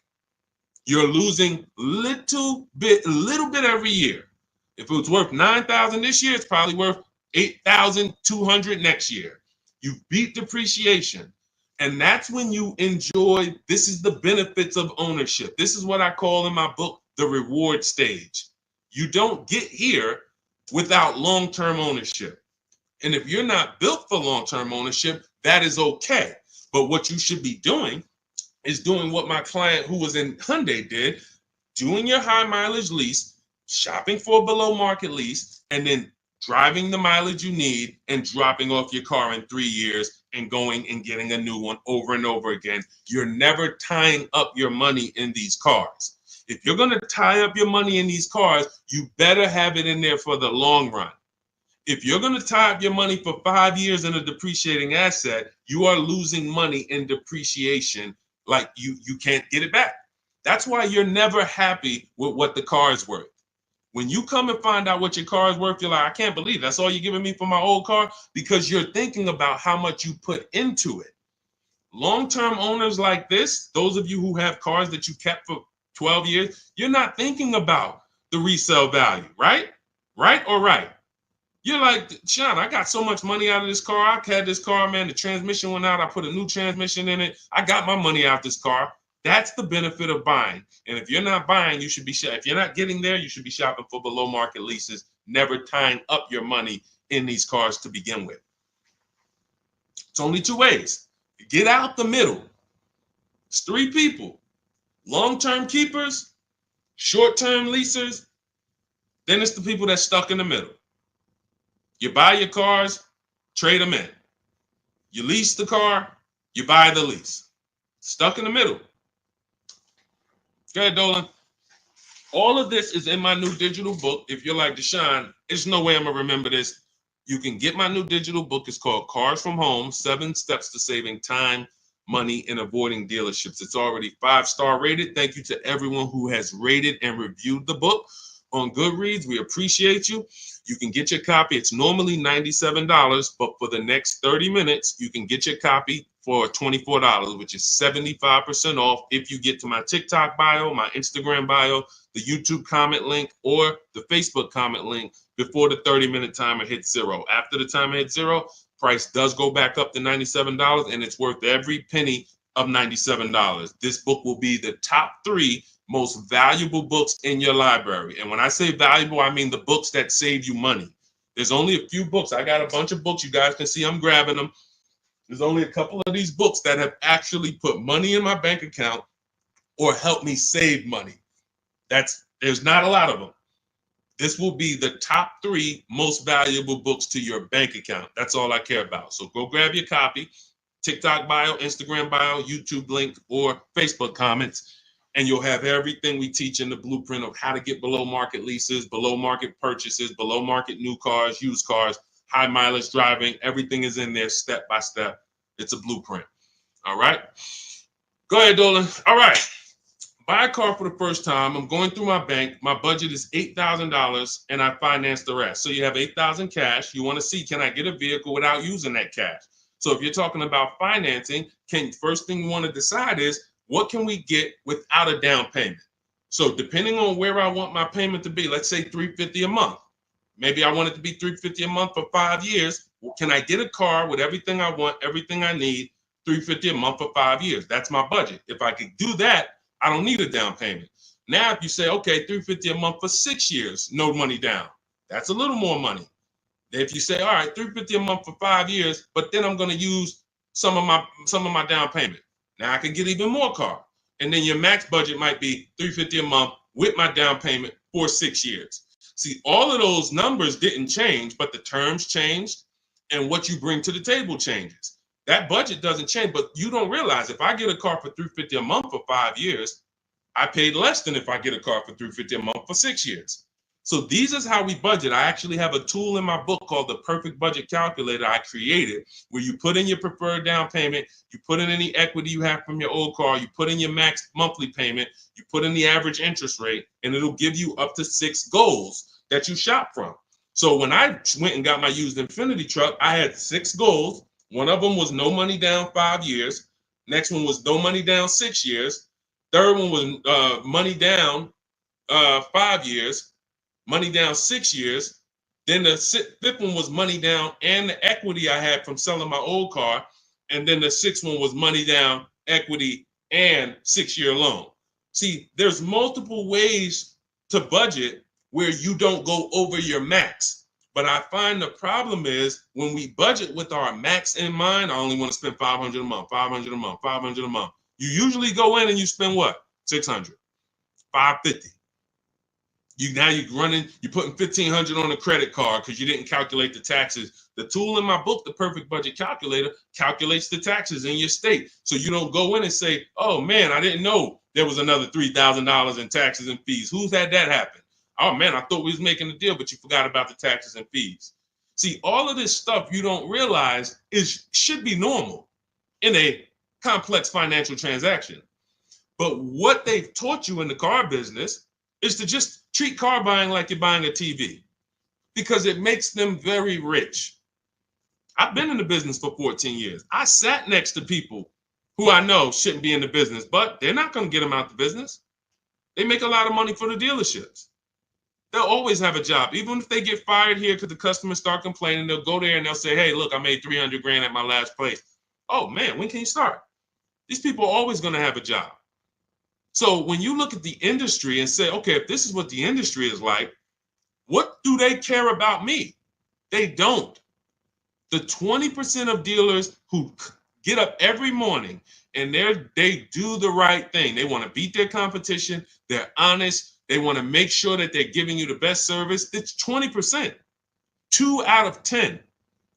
You're going into your local dealer and you're buying from them, not realizing that's an 80% dealer. All they do is make a lot of money on their customers. If they can't make a lot of money on their customers, they won't sell the car. And you know what's beautiful about the car business? For those of you who are wolves and sharks and evil, it's not about the customer winning. It's about you making the customer think they won. I'm going to say that again. For those of you who are like, what business could I get into where I can make 200 grand?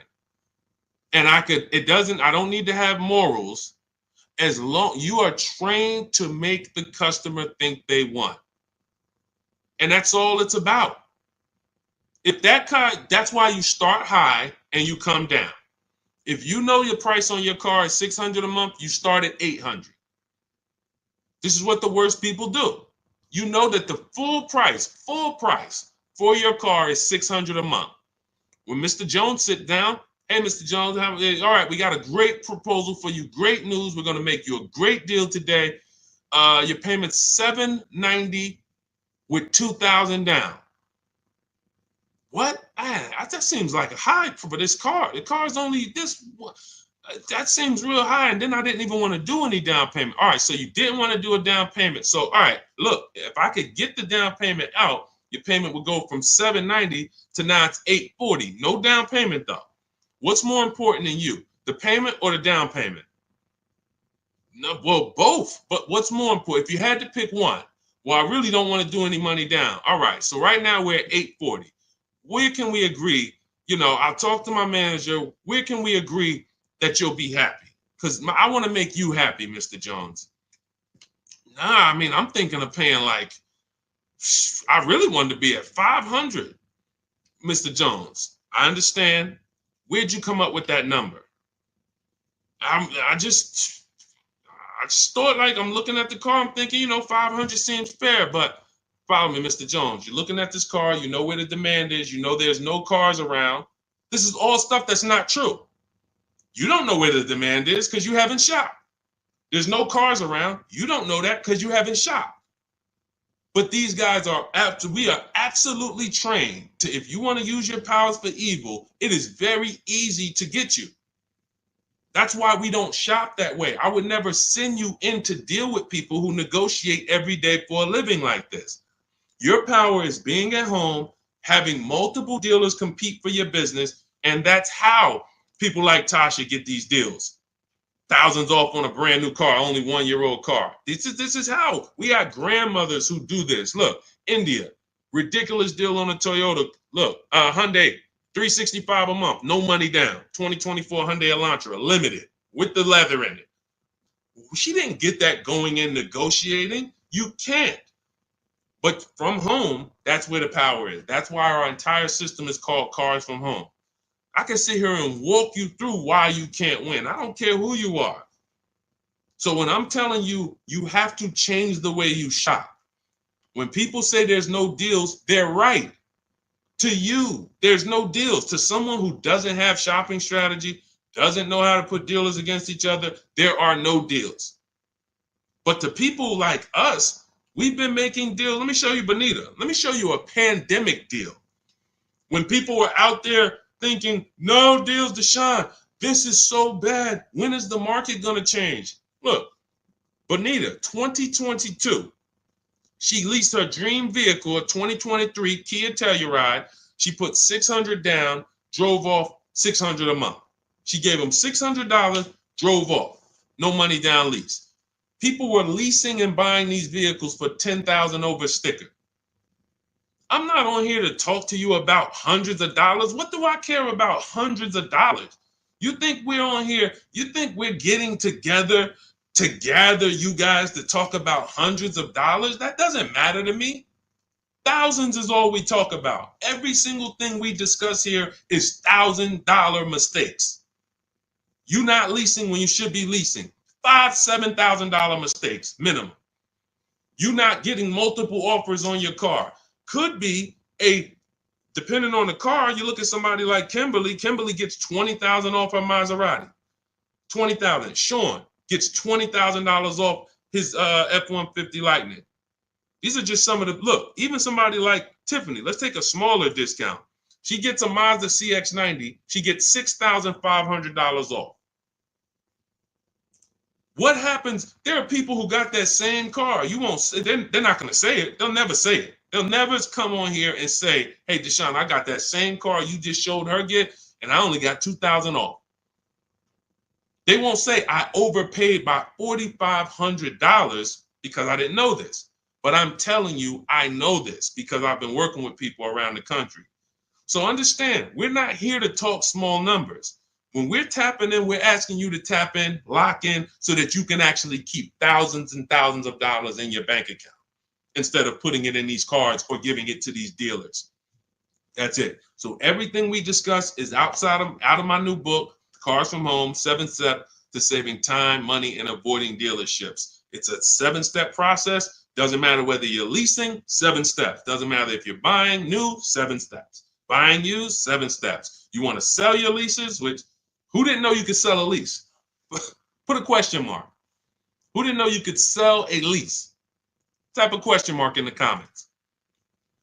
Question mark. Deshaun, what do you mean you could sell a lease? Okay, thank you. We're renovating with the jeans. Okay, look, Lynn, Brooke, Miss Tucker. Look. How much does that cost you? Not knowing, and we begin to teach people to do this during the pandemic because every single car was $7,000 to $10,000 more than it was truly worth. So a Jeep Grand Cherokee, I sold my Jeep Grand Cherokee for $28,000 after I had leased it for 3.5 years. 39 months, I leased it, and then I sold it for $28,000. The vehicle, brand new, was $35,000. Brand new, that Jeep Grand Cherokee Laredo that I leased for $330 a month, paid $330 a month for 39 months. I sold it for $28,000. CarMax won the bid, and I put $9,800 in my pocket.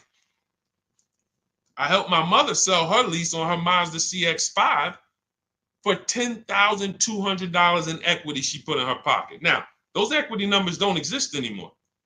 That was a once in a lifetime seller's market. Well, so far in our lifetime, so far, there's people who still want that. They still are basing, and you may know people who are like, hey, well, I'm gonna buy this car and I'm gonna flip it because I bought a 2019 Mustang and then I sold that Mustang in 2021 and got all my money back. Try that again. You're gonna lose everything.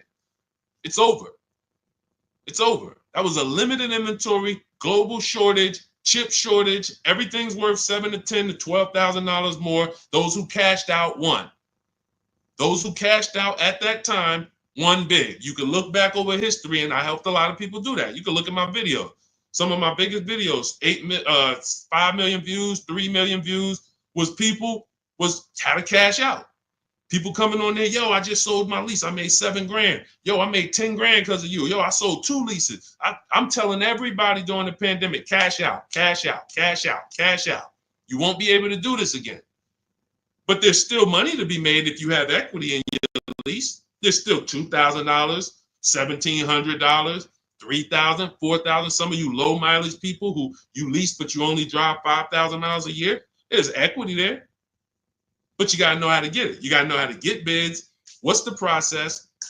And get we get bids from CarMax, Driveway, Carvana, Kelly's Blue Book Instant Cash Offer.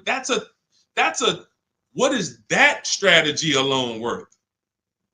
Just the cash out, just the equity assessment, step 2 in my process is worth.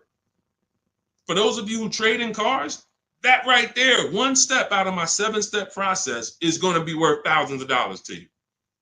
So you can get my new digital book, Cars from Home, 7 Steps to Saving Time, Money, and Avoiding Dealership, and you can get it for 75% off. That's my welcome offer to you, but it's only for 30 minutes. You go to my TikTok bio, my Instagram bio, the YouTube comments, or the Facebook comments, click that link, and get your copy for 75% off. You won't even pay the $97 price. You'll pay $24, but you got to get there before the timer goes to 0, and then it goes back up to $97, which is worth every penny. Book's worth every penny of $97. It'll be in your inbox in 2 minutes. And make sure as soon as you get the book, you screenshot the thank you page, because the link to open the book is actually on that page. You open the book on that page, and I also email you a copy, but my support team's email is actually on that page as well, because sometimes you type your email wrong, you're typing fast, you're trying to hurry up and get it before the sale, and then you end up typing your email wrong. We can't send the book to a wrong email, so that you'll have my support team's email there. But this is the most serious thing outside of buying a house. There's nothing more serious to me. And some of you are not going to even buy houses. Some of you like, Deshaun, I'm a renter. I don't plan on buying. That means the car is your most expensive purchase. And you're going to do it over and over again. You might have 5, 10 of them in your lifetime or more. You lose $5,000 on every one because you didn't have strategy. That's a tough gig. That's a tough gig. I wouldn't want to be in that situation. And I'm not going to be. And anyone who's listening to me is not going to be. Go ahead, Dolan. Let's keep the show on the road. Do you need to know all the extras you want? Upgraded sound system items that are not in the base price? Absolutely. Whenever we buy a new car or we shop for a lease, we always build our car. We go on the site because we want to know everything's available, because we don't want to get a car and find out there was an option we wanted that we didn't get. And we also want to know what we can live with and live without. And we want to build our car to come up with an MSRP. So if the car you want the panoramic sunroof, you want the blind spot monitors, which most cars come with now, whatever it is, you need to have an idea of what that's going to cost. So once we build out our car, we determine our car is $42,900 the way we want it. Now, most times we're going to reach out to dealers and they're not going to have the exact car. That's why we always come up with, and when we're leasing, we come up with a couple colors. Buying, we don't compromise as much, because this is a car you need to love. You're going to have it for 8+ years. You don't want to compromise on what you want, or be talked into something, or let you convince yourself of getting something, a color you really don't love, because you're buying this car to keep it for the long run. Now, on a lease rather, you can be much more flexible, because in 2.5 years, you're getting ready to shop again. You get a 3-year lease, 2.5 years, 6 months left, it's time to shop again. So we want to make sure we can be more flexible with that.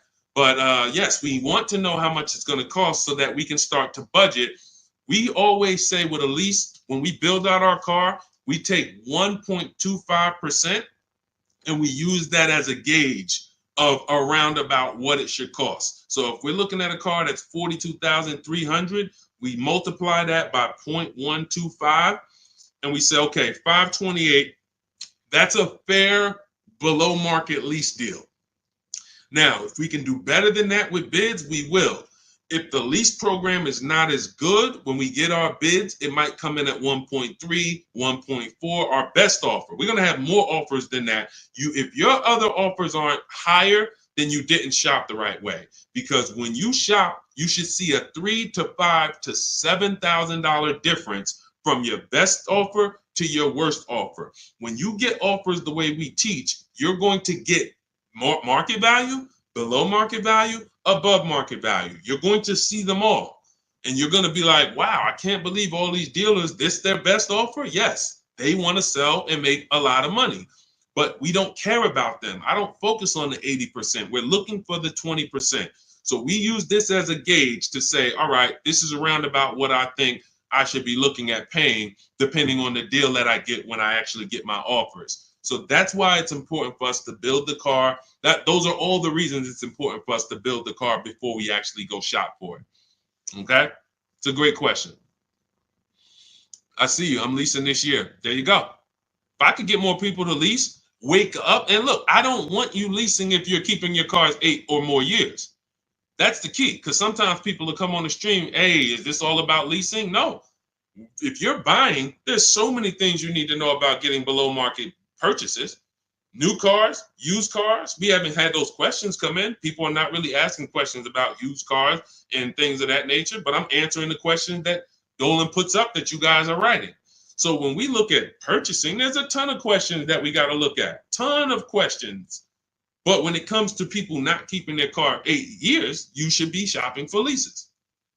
You're not keeping a car long enough to beat the depreciation. The depreciation's going to kill you, not the loan. Doesn't matter. Loans, okay, you could pay cash. Doesn't matter. The depreciation's going to kill you. That's what you're doing. You're buying a depreciating asset, trying to keep it short term, flip it, and do it again. You can't win. The only way to win with a depreciating asset is long-term ownership, or never tie your money up in it in the first place, which is a below market lease. Go ahead, Dolan, throw that one back up. Arturo, does your credit score affect the lease? Sure. You want to have fair credit. I always tell people you want to get to about a 660, 680, similar to if you were trying to get a good deal on a house. You would be trying to set yourself up with a good credit report to buy a house. Now with leasing, you can also lean on payment history. So if you have a $400, $500 a month payment, you've been making it on time for 2 years, that weighs heavily in you getting approved.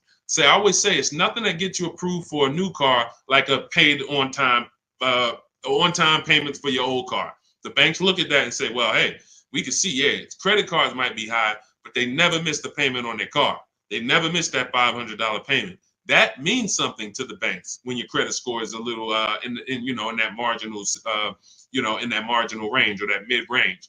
So I always tell people, get to a fair range, work on your credit so that you're able to lease, and don't tie up your money in a long-term purchase because you can't lease right now. If I couldn't lease right now, my only mission would be to get an inexpensive car, get my credit to a 660, 670 to lease. I wouldn't be trying to get a Dodge Charger, $20,000, $30,000, $40,000 car. I'm going to pay 20% interest. And when I go out to replace that car, I'm going to have so much negative equity because the interest alone is going to bury me because I don't have good credit. So now I'm no closer to leasing. My payment is going to be high. And I usually end up with an older car because I'm trying to squeeze my way into a nice car that I could show off and feel good about. Nah, I mean, I work hard. I want to be able to drive something that, I feel good about. But you haven't qualified yet. You haven't qualified to drive something great yet.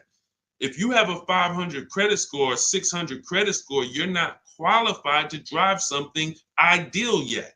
You should be sacrificing to get set up so that I can make a power move. And what you do in getting set up is you get the least expensive car. that you can get a loan on. You get a $10,000 car, quality, small car. Try to get something that brand new was $24,000, $25,000, Hyundai Elantra.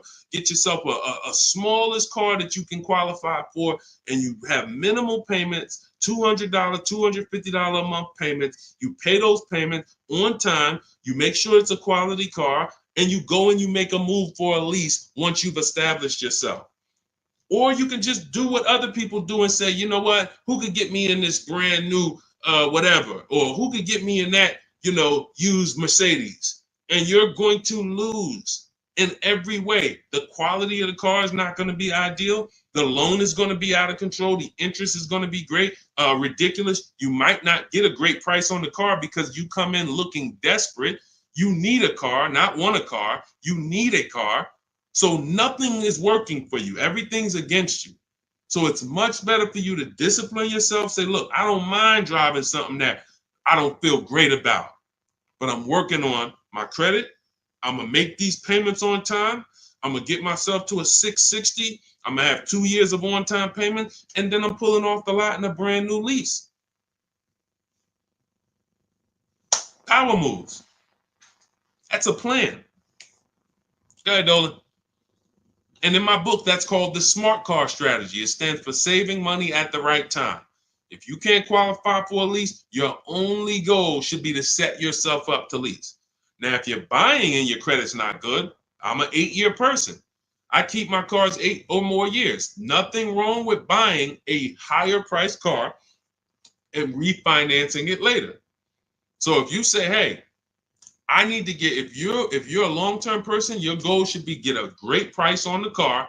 You're going to pay more in interest and then fix your credit. And instead of changing the car in 2 years to a lease, you would change the loan, refinance, and then you would keep the car.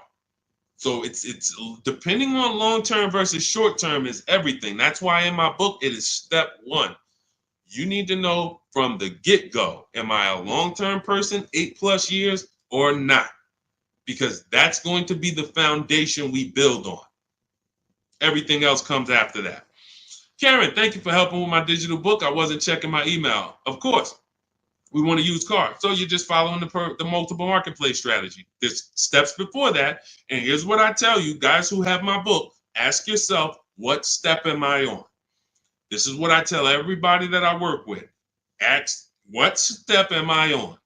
Because if you're doing step 3, but you have not done step 1, that's a clear indicator. Oh man, I haven't done step 1.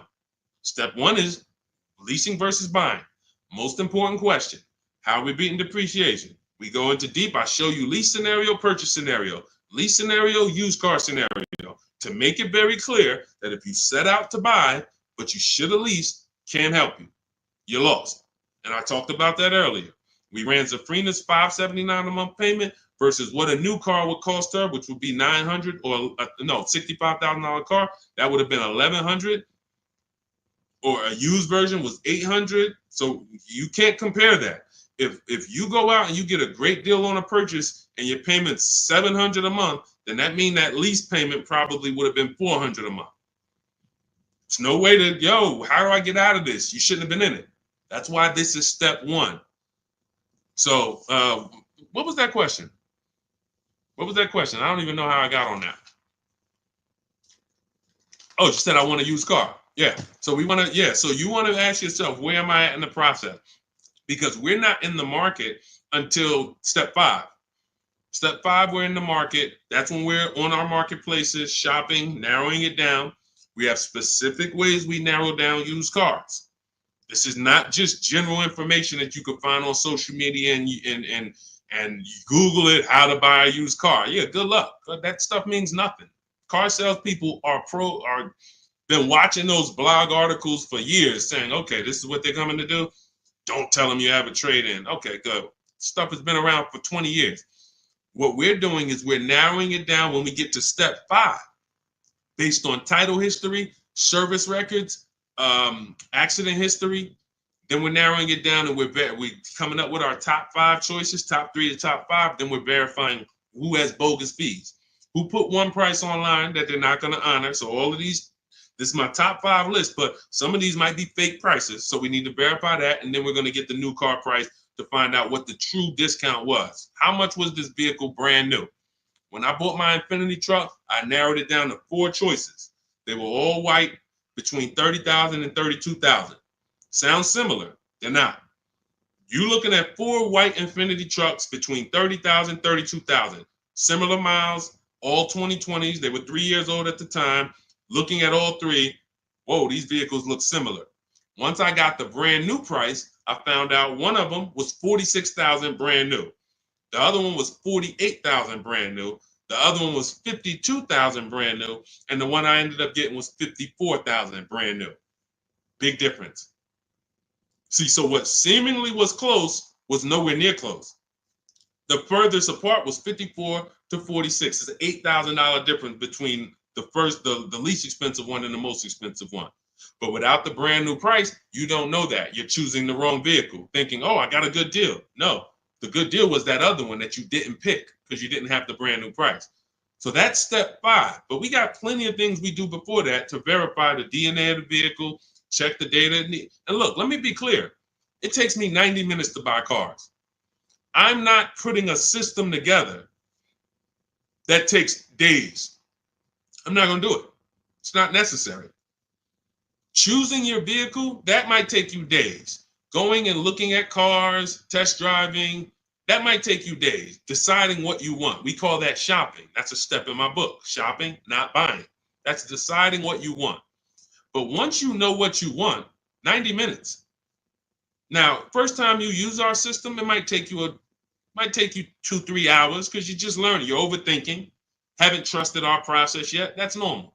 But once you see, wait, this is simple steps. I'm going to websites, putting information here, looking at this. This is stuff a high school kid would do. If I could teach a high school kid to buy a car, it'd be easier than some adults because they don't have to unlearn much. Adults, it's like, hey, but I don't have to go into the dealer. You know, hey, Deshaun, I went into the dealer and this is what they said. Deshaun, my dealer called me and they said this. Well, when did I tell you to talk to the dealer? I thought you were coming to use our system because you didn't want to talk to the dealers. Yeah, you're right. See, that's overthinking. Now, that doesn't mean you're going to lose because we got a lot. That's how a lot of people come. You're trained to do things one way. You have to unlearn that. But once you see what we do, you're like, man, I can do this again next time. It'll take me 2 hours. I get any car I want in the country, Bentley, Rolls Royce, Corolla. It's going to take me 90 minutes because I'm using the internet. We're emailing. You know, I'm not getting in my car and driving to a dealer.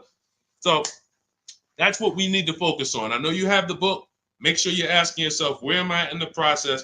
Start with step 1, just check them off. Step 7 is delivery. So when you check off delivery, you're done. You got your car. All right. Everything that I'm teaching is in my new book. It's called Cars from Home. It's a digital book. It's called Cars from Home, 7 Steps to Saving Time, Money, and Avoiding Dealerships. You can get your copy for 75% off. It's part of my welcome offer. It's normally $97. But if you get to my TikTok bio, my Instagram bio, the Facebook comments, or the YouTube comments before the 30-minute timer hits 0, you got your copy for 75% off, which is $24. And it'll be in your inbox in 2 minutes. So once the timer hits 0, price does go back up to $97. And it's still worth every penny at $97. Go ahead, Dolan.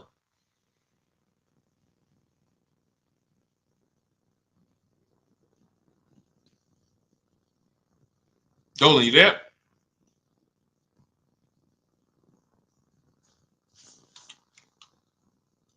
All right. Is it worth buying a BMW or Mercedes brand new or pre-owned certified? That's a matter of budget. As long as you're going to keep the car 8 years, the only difference between a new or used purchase is budget. And if you can afford both, now it's about your values.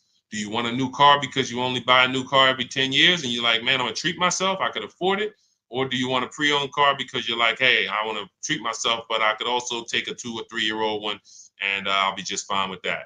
Now, what I always say, if you're going to buy something close to new, 1 or 2 years old, you need to shop the new market first because you might overspend for a 1 or 2 year old vehicle because you don't know what the new market is for a brand new one. So, example, Kimberly saves $20,000 off her Maserati.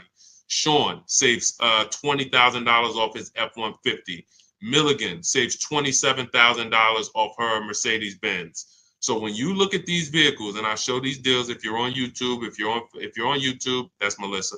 If you're on YouTube or Facebook or Instagram, you can see these. You zoom in here, you can see she saved $27,000 off her Mercedes. And some of these vehicles, even with these leases, you'll see people have saved 10 grand, 7 grand. Now, let's take the more dramatic discounts over 10 grand. If you can save over 10 grand on a brand new vehicle, then that means when you go buy a 1-year-old one, what should you be saving? If I know that the new market is 10 grand off, then for a 1-year-old one, I'm looking for about 18 grand off. I'm not looking for 15 grand off. 5 more thousand, I'll get a brand new one. So I need to know what the new market is to know what the used market should be. Now, this is once you get to 3 years old, you don't need to do this, because 3-year-old vehicles, there's a lot of options, because there's only 2 ways dealers get most cars. They're going to buy them off their customers or buy them from auction, or they're going to buy them after the lease. So 3 ways. Buy them after the lease. Most leases are 3 years. They're going to buy them from their customers. Most people don't trade their cars in 2 years. Or they're going to buy them from auction. And most people are not getting rid of their cars in 1 or 2 years. So you don't have a lot of options to choose from. You have limited competition. And when you have limited competition, you have a high chance of overpaying. But if I shop the brand new market and I see, wait a minute, on this car, brand new, I could get $20,000 off. Now, some of you might say, wow, if I could afford, I'll just get a brand new one. If that's the market, because I didn't know that the discount was going to be that big. But once you see this, okay, I know I can't pay more than on a used one. See, somebody who would buy a 1-year-old F-150 Lightning, truck's normally 70,000, 73,000. So they might look at a 1-year-old one for 55 and be like, wow, that looks good. Thank you, Renovating with the Gene. They might look at it and be like, okay, wait, this is a 1-year-old vehicle and you asking 55,000 for it? That sounds good. Because it's brand new. How much is it brand new? Well, 73 brand new. Whoa, that's a big discount, man. All right, yeah, I ain't gonna even argue with you. Let me get that. Not realizing that the brand new market on that vehicle, the person saved $21,000. So 73, 63, 53. So literally the brand new market on that vehicle was lower than what you just paid for a 1-year-old vehicle.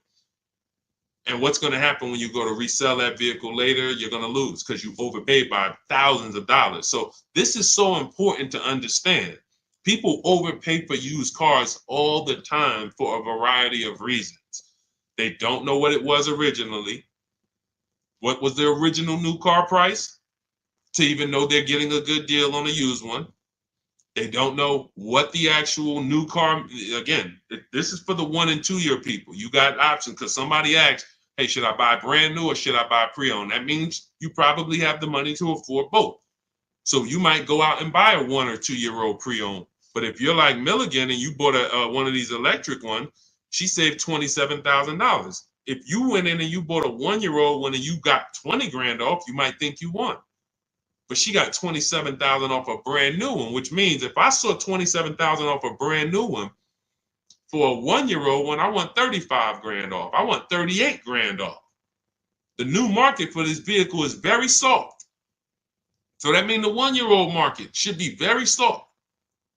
It's an extreme depreciation. Another reason why you don't buy these vehicles. Now, mind you, you know what I didn't mention? The people who paid for this vehicle and didn't get $27,000 off. It's people who are going to see this stream. Again, most of them will never say it. They have this same vehicle that Milligan has. Same $73,000 vehicle. They went in, they negotiated. They said, listen, all right, come on, man, make it 10 grand. 10 grand off. And they went home thinking, hey, honey, you're not going to believe this. Guess how much they took off the truck? How much? 10,000 off. They in there, oh, I won. See something like this? That's why you can't feel for the bottom.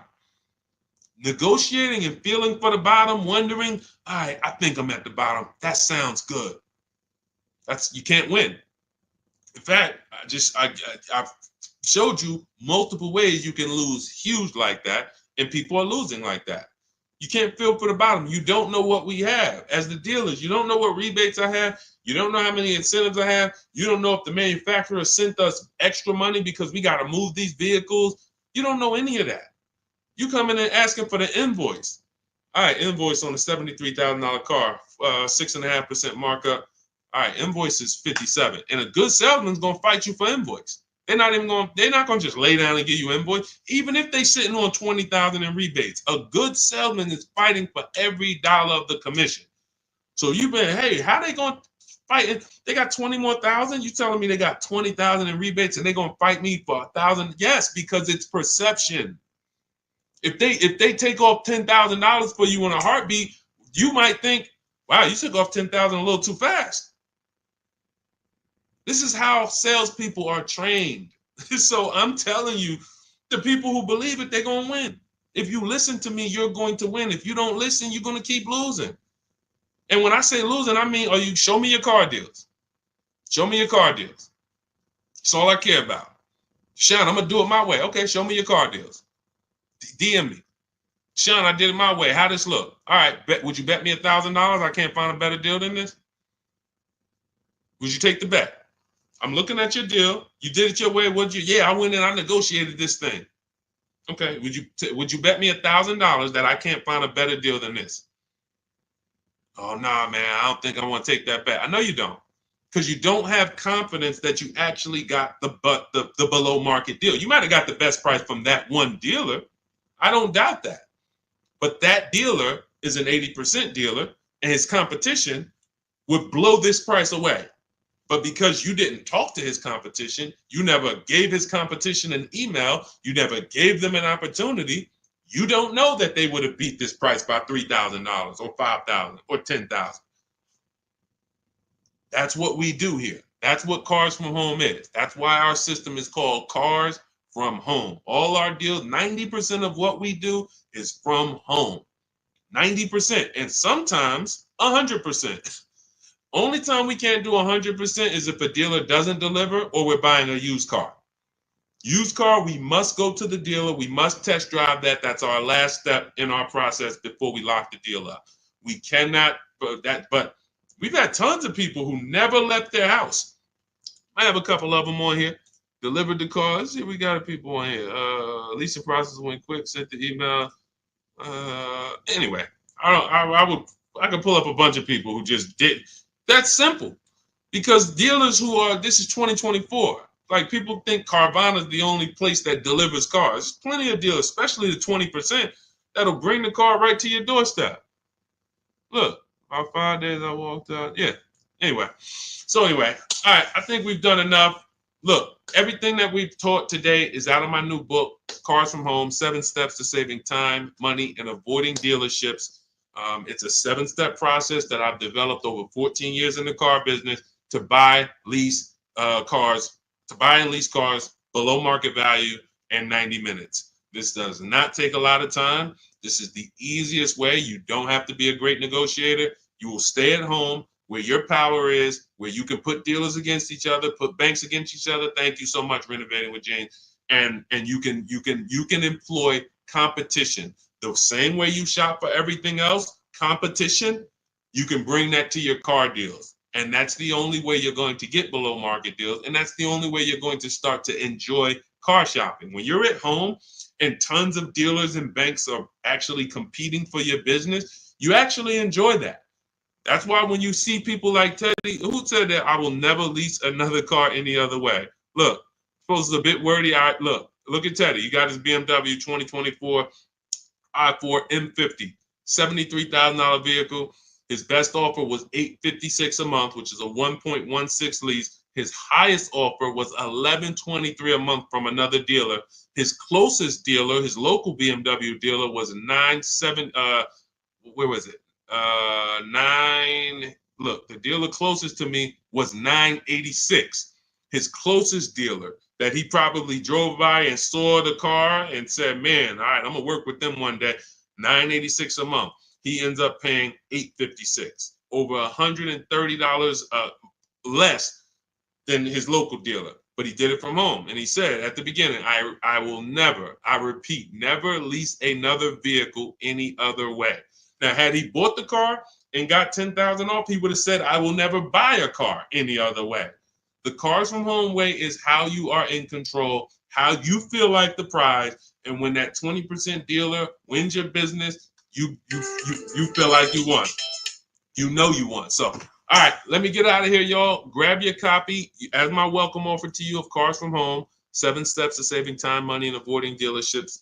30 minutes only. You can get it for 75% off, so you won't pay the normal $97. In my TikTok bio, my Instagram bio, click the picture of me, the YouTube link, or the Facebook link, and grab your copy. As long as you get there before the 30 minutes is up, you got it for $24, and you'll have everything step by step. You don't have to remember any of the things we've spoken about over the last hour, 15 minutes. You don't have to remember them because you will have the blueprint step by step. Leasing step by step, buying step by step, selling leases, selling your cars. We never trade cars, getting out of negative equity.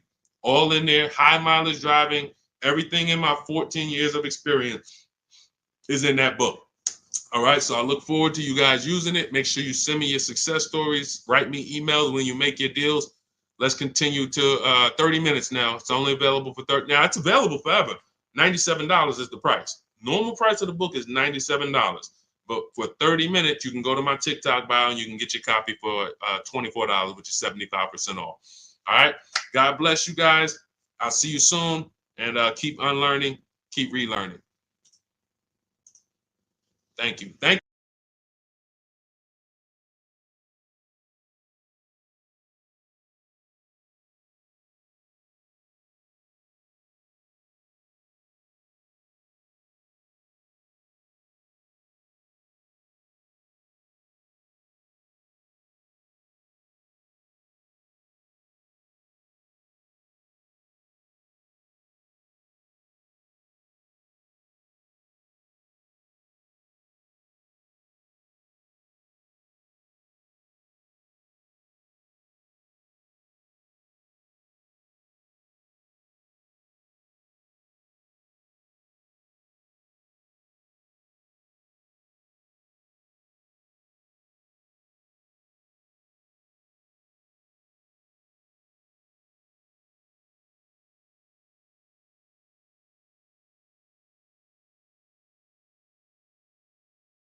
Cynthia Page, good to see you. But the first thing I want to do is warn everybody to tell your friends, sell their electric cars. Show them the video. Show them why. Because this guy just said to me, no, I really think electric cars are always going to have their place. What's going on? Good to see you, Isaac. I appreciate you. And could everyone share this broadcast if you're a sharer? I realize everyone's not a sharer, but to the sharers, could you share this broadcast? Shout out to you. Warn your friends that if Donald Trump gets in, he's already said he's going to make sure we could always have gas cars. That's good. I like a gas car. I haven't bought an electric car yet, but a lot of people have. And the minute, automakers do not want to make electric cars. Take it from me. I was in the business for 14 years. They kept dragging their feet. What they did was they made better gas cars. Who remembers the V8 engines? Rest in peace. If you remember the V8 engines, type me. Who remembers the V8 engines? Type V8 if you remember when literally we had V8 engines up and down the road, 400, 500 horsepower engines. Those are a thing of the past for the most part. Why?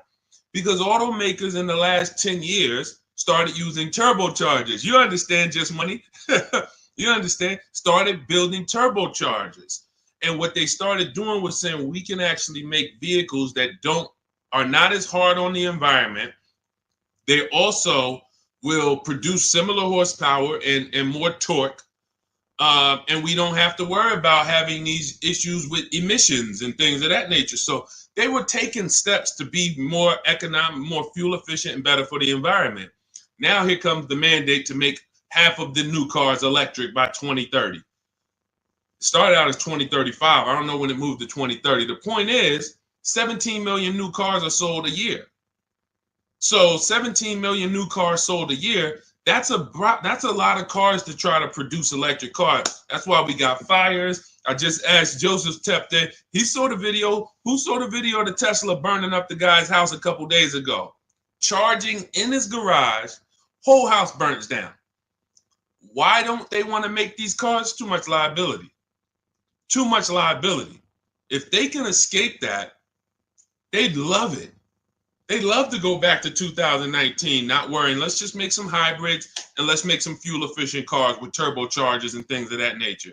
What does that do for electric cars? The minute Donald Trump gets in, he announces gas cars are here to stay. Don't worry about it. Everyone's electric cars are going to be worthless. Your electric car that was worth 30 is going to be worth 20. You're going to lose 10 grand one day. Legislation changes things. Legislation affects the market. So my mission before Election Day is to get you to sell your cars. And if you're watching this as a rebroadcast, sell your car. Sell your electric car. Get into a gas car if you own your electric car. Go to CarMax, Driveway, Carvana, KBB Instant Cash Offer, AutoNation, and Car Gurus. Get your 6 cash offers. Sell these cars. You won't be able to. You will not be able to. You're going to be so far underwater. The market's going to be so soft. It's already soft. Google Tesla depreciation. See, I don't want to tell you guys something. Keep typing your questions. We're going to get to the question, but this is a warning, and most people are not going to take it. Most people, just like when I warned people in 2022, do not go out and buy these overpriced cars. Learn to shop so that you're not buying used cars that are going to be worth half because they were selling them all through the pandemic. 80% of dealers were selling used cars that were just 10, 20 grand more than what they should have been selling for. I told them, don't buy these cars, shop around. Now what we got? Thousands of people around the country who are $20,000 upside down, can't get out. I realize though, but if I could help 10 people, if 10 people say, Deshaun, you know what? My man told me, he sent me your video. I sold my Mach, whatever it is, Ford Mach. I got out of that thing right before. I'm glad. If we can help a couple people, God bless us. Sell your electric cars. You won't be able to very soon. And if you're going to keep them till the wheels fall off, then it doesn't matter. If you're going to keep it till the wheels fall off, it doesn't matter. But if you're planning on replacing this thing in 2, 3, 4 years, sell now, immediately. Get out of it right now. All right. Let's go. All right, we got a couple questions. We're live on Instagram, Facebook, YouTube, and TikTok. And, we'll be live for probably at least 45 minutes answering all types of questions. For those of you who don't know me, I'm known as Deshaun, the Auto Advisor. I spent 14 years in the car business. Now what I do is show you how to make dealers bid for your business. Every dealer has a different price. All cars are cookie cutter. No matter how much you like a car, there's 100 of them in this country at minimum. Even the most rare cars, Bentleys, you have 20, 30 of them around the country that you can shop around so that you can see. But if you use online tools like the tactics I'm going to tell you in this live, you will save thousands of dollars. You'll get below market deals on leases, new cars, purchases very, very easily. Very easily. All right. So feel free to ask your questions. Let's get to it. I see we got a couple that came from TikTok. Dolan, you want to bring the first one up? All right, let's go. I drive a lot of miles. Is it worth it to get a leased vehicle? That's a great question. If you're a short-term person, if you're keeping your cars till the wheels fall off, no. If you drive 25,000 miles a year, but you're keeping that thing for 10 years, that's only 250,000 miles. You get a Honda, Toyota, there's several cars that will go 250,000 miles. No need to think about leasing. It's all up to if you're going to keep it 8+ years. You do not need to. Who keeps their cars on average more than 8 years? Type me. If you keep your and listen, some of you who are new here, you may not know how we do here. We use our keyboard. Listen, I know there's lives where you just sit back and you watch the person's telling jokes or just talking. We dialogue here because this is a finance channel, so we spend a time dialoguing. So stay close to your keyboard. That's how you're going to get the most out of what we're doing, and that's how you're going to save the thousands of dollars on your car. Okay, I see you, Alton. All right, I see you, Amanda. Okay, if you keep your car more than 8 years, Don't think about leasing. If someone in your house is keeping their car more than 8 years, they should not think about leasing. Doesn't matter how much they drive. Just get a quality vehicle, get a below market price, keep it long term. You're going to win. If you're not keeping it more than 8 years and you are putting high mileage on your car, you are losing more than anyone because your car is worth less depending on how much you drive. Let's just say you got a car that's worth $30,000 today. You drive average miles. Average miles. What's the car worth in a year? Throw some numbers out, y'all. Throw some numbers out. $30,000 car. You drive at average miles. What is it worth in a year? What does that car depreciate in a year? From 30,000 today, what is it worth next year? Throw a number out. Okay, Amanda, 19. That's fair. That's a little steep, but 18. Okay. Somebody said 10,000. Man, what kind of car you buy? Listen, that's how electric cars are about to depreciate. It's so funny. That's how electric cars are about to be. They're going to be worthless. The investment in the infrastructure isn't worth it. Okay, so now let's just say you have a $30,000 car. You drive it 40,000 miles in 1 year. 40,000 miles. Isn't it worth a whole lot less? Yes. So depreciation is what you're thinking about when you're considering when to lease. And what I teach people, this is step one, is if you're not keeping your car 8 years, you're not going to keep it long enough to beat the depreciation. The depreciation is going to kill you. Now, cash buyers understand. All my cash buyers type dollar signs. Dollar signs. Cash buyers understand because they buy a vehicle. If they went to replace it in 3 years, they see what it's worth. They know what they put in. They know what they're getting back. And they're like, oh, this doesn't make sense. Payment buyers, they don't. Because all you really care about is payment. So they manipulate payments on you, stretch the loan out, 6-year loan, 7-year loan. You don't see how much you lost, and that's why you think you won. But in depreciation, cash buyers will always see how much their vehicle has depreciated. So how do we avoid it? Below market leases. In the short term, if you are not keeping your car long enough to let the depreciation cool off, then you should be shopping for a below market lease. Now, let me show you what a below market lease looks like because you may have never seen one. I'm sure you've seen lease commercials, 3,000 down, 4,000 down, plus tax, all of this. But this is what a below market lease looks like. You take, let me do an average vehicle. Let's take Raphael. This is a Jeep Grand Cherokee. Pretty popular vehicle, common vehicle. 45,000, let's call it a $46,000 vehicle. She got it for $549 a month. 1.19% of the MSRP, no money down. She gave him her first month's payment. She drove out of there. That's a below market lease. Let me show you another one. Look, India. She got a new Hyundai Sonata Elantra. 2024 Hyundai Elantra Limited. 36 months, $365 a month, no money down. That's a below market lease. So the key, there's 3 prices, whether you buy or lease. There's 3 prices you can pay. Market value, that's for negotiators. They're going to feel for the bottom. They're going to try to get to the bottom, but they won't ever know the bottom. So they're going to pay market value.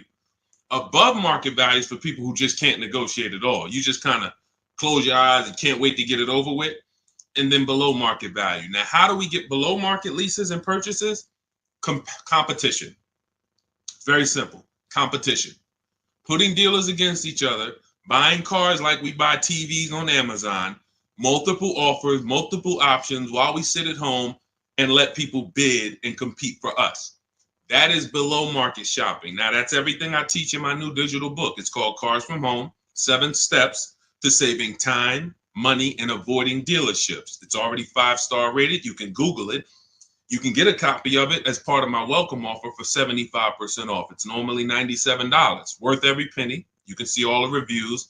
But if you get to my TikTok bio, my Instagram bio, the YouTube comments or the Facebook comments before 30 minutes is up, you can get yours for $24. That's 75% off. So you go activate your link, click the link in those bios or in the comments, and you can get a copy for 75% off. And you'll have everything I teach in a step-by-step way to getting these deals.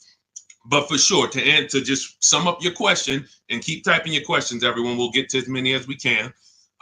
If you're not keeping your car 8 years, you should be shopping for a below market lease, no matter how much you drive. Only caveat is if you're doing Uber or something where you can't predict your miles, the more miles you drive, the more money you made. That's a different structure. But it's just if you're in a sales job or you're a realtor, no question about it. Leasing is for people not keeping cars 8 years, as long as you get a below market lease. Go ahead, Dolan. Next question. I see y'all running up the likes on TikTok. Shout out to everybody double tapping the screen. Let's go. Every time you hear something you like, if y'all keep double tapping the screen, y'all keep running those likes up. We appreciate you. And, shout out to the people who really support the movement, not the people who check into the broadcast, the people who support the movement, the sharers, the new followers, the people who tag their friends, the people who double tap the screen, the people who hit the like button. Shout out to y'all. We couldn't do this without you. We appreciate you. Banana phone, 10,000 down, 725 credit. What car should I get? It's a lot of them out there, man. Pick one that you like. And first things first, decide how are you already have the credit to buy or lease. I would really consider, see, that 10 grand down is how people, that car, if you don't buy a car right, which means you lease it, you buy it, but you should have leased, that 10,000 is going to be absorbed into that car. It's literally going to be sucked from your bank account into the car. You're not getting it back. You're not getting it back. So I'll give you an example. If we look at Zafrina got a $65,000 vehicle. No, that's Teddy. Let's use Teddy. $73,000 BMW he got. He put no money down. His payment's $856 a month. He used our system. We contact 25 dealers. Now you can do it your way. You want to call around, talk to managers, get offers. That's fine. I just recommend you get at least 5 offers. Because what we've seen, I've seen this, been in the industry 14 years. I've been helping people online for more than 3 years now, all around the country. 4 out of 5 dealers are overpriced. So once you get your offers, you need to get at least 5 for you to get the below market offer. But now he comes and he gets $856 a month, no money down. His highest offer was $1123 a month out of all the offers he got. He said he got 10 offers from home. That's why our system is called Cars from Home. We don't need to be in dealers to get below market deals. So if he had bought this vehicle, even if they gave him a big discount, instead of 73, let's say he got it for 63. Let's say he got 10,000 off. Let's round it up to 65, even though the taxes would be more than that. Let's round it up to 65. Every $5,000, I need my people who know this to get ready to type this. Every $5,000 that you borrow on a loan is about how much per month?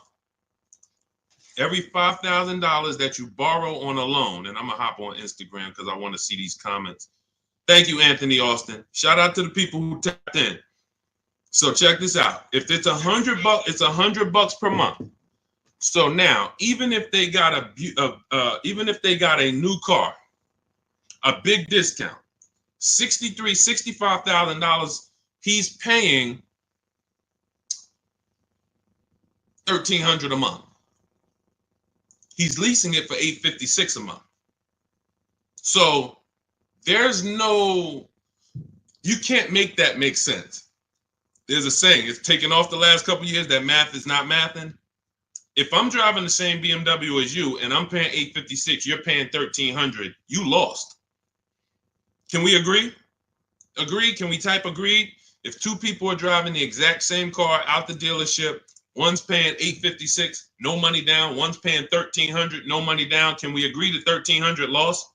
Can we agree? Agree, right? Okay, so this is deal structure. This is deal structure. Now, mind you, think of the scenario I just used. $73,000 vehicle. He got $10,000 off of it.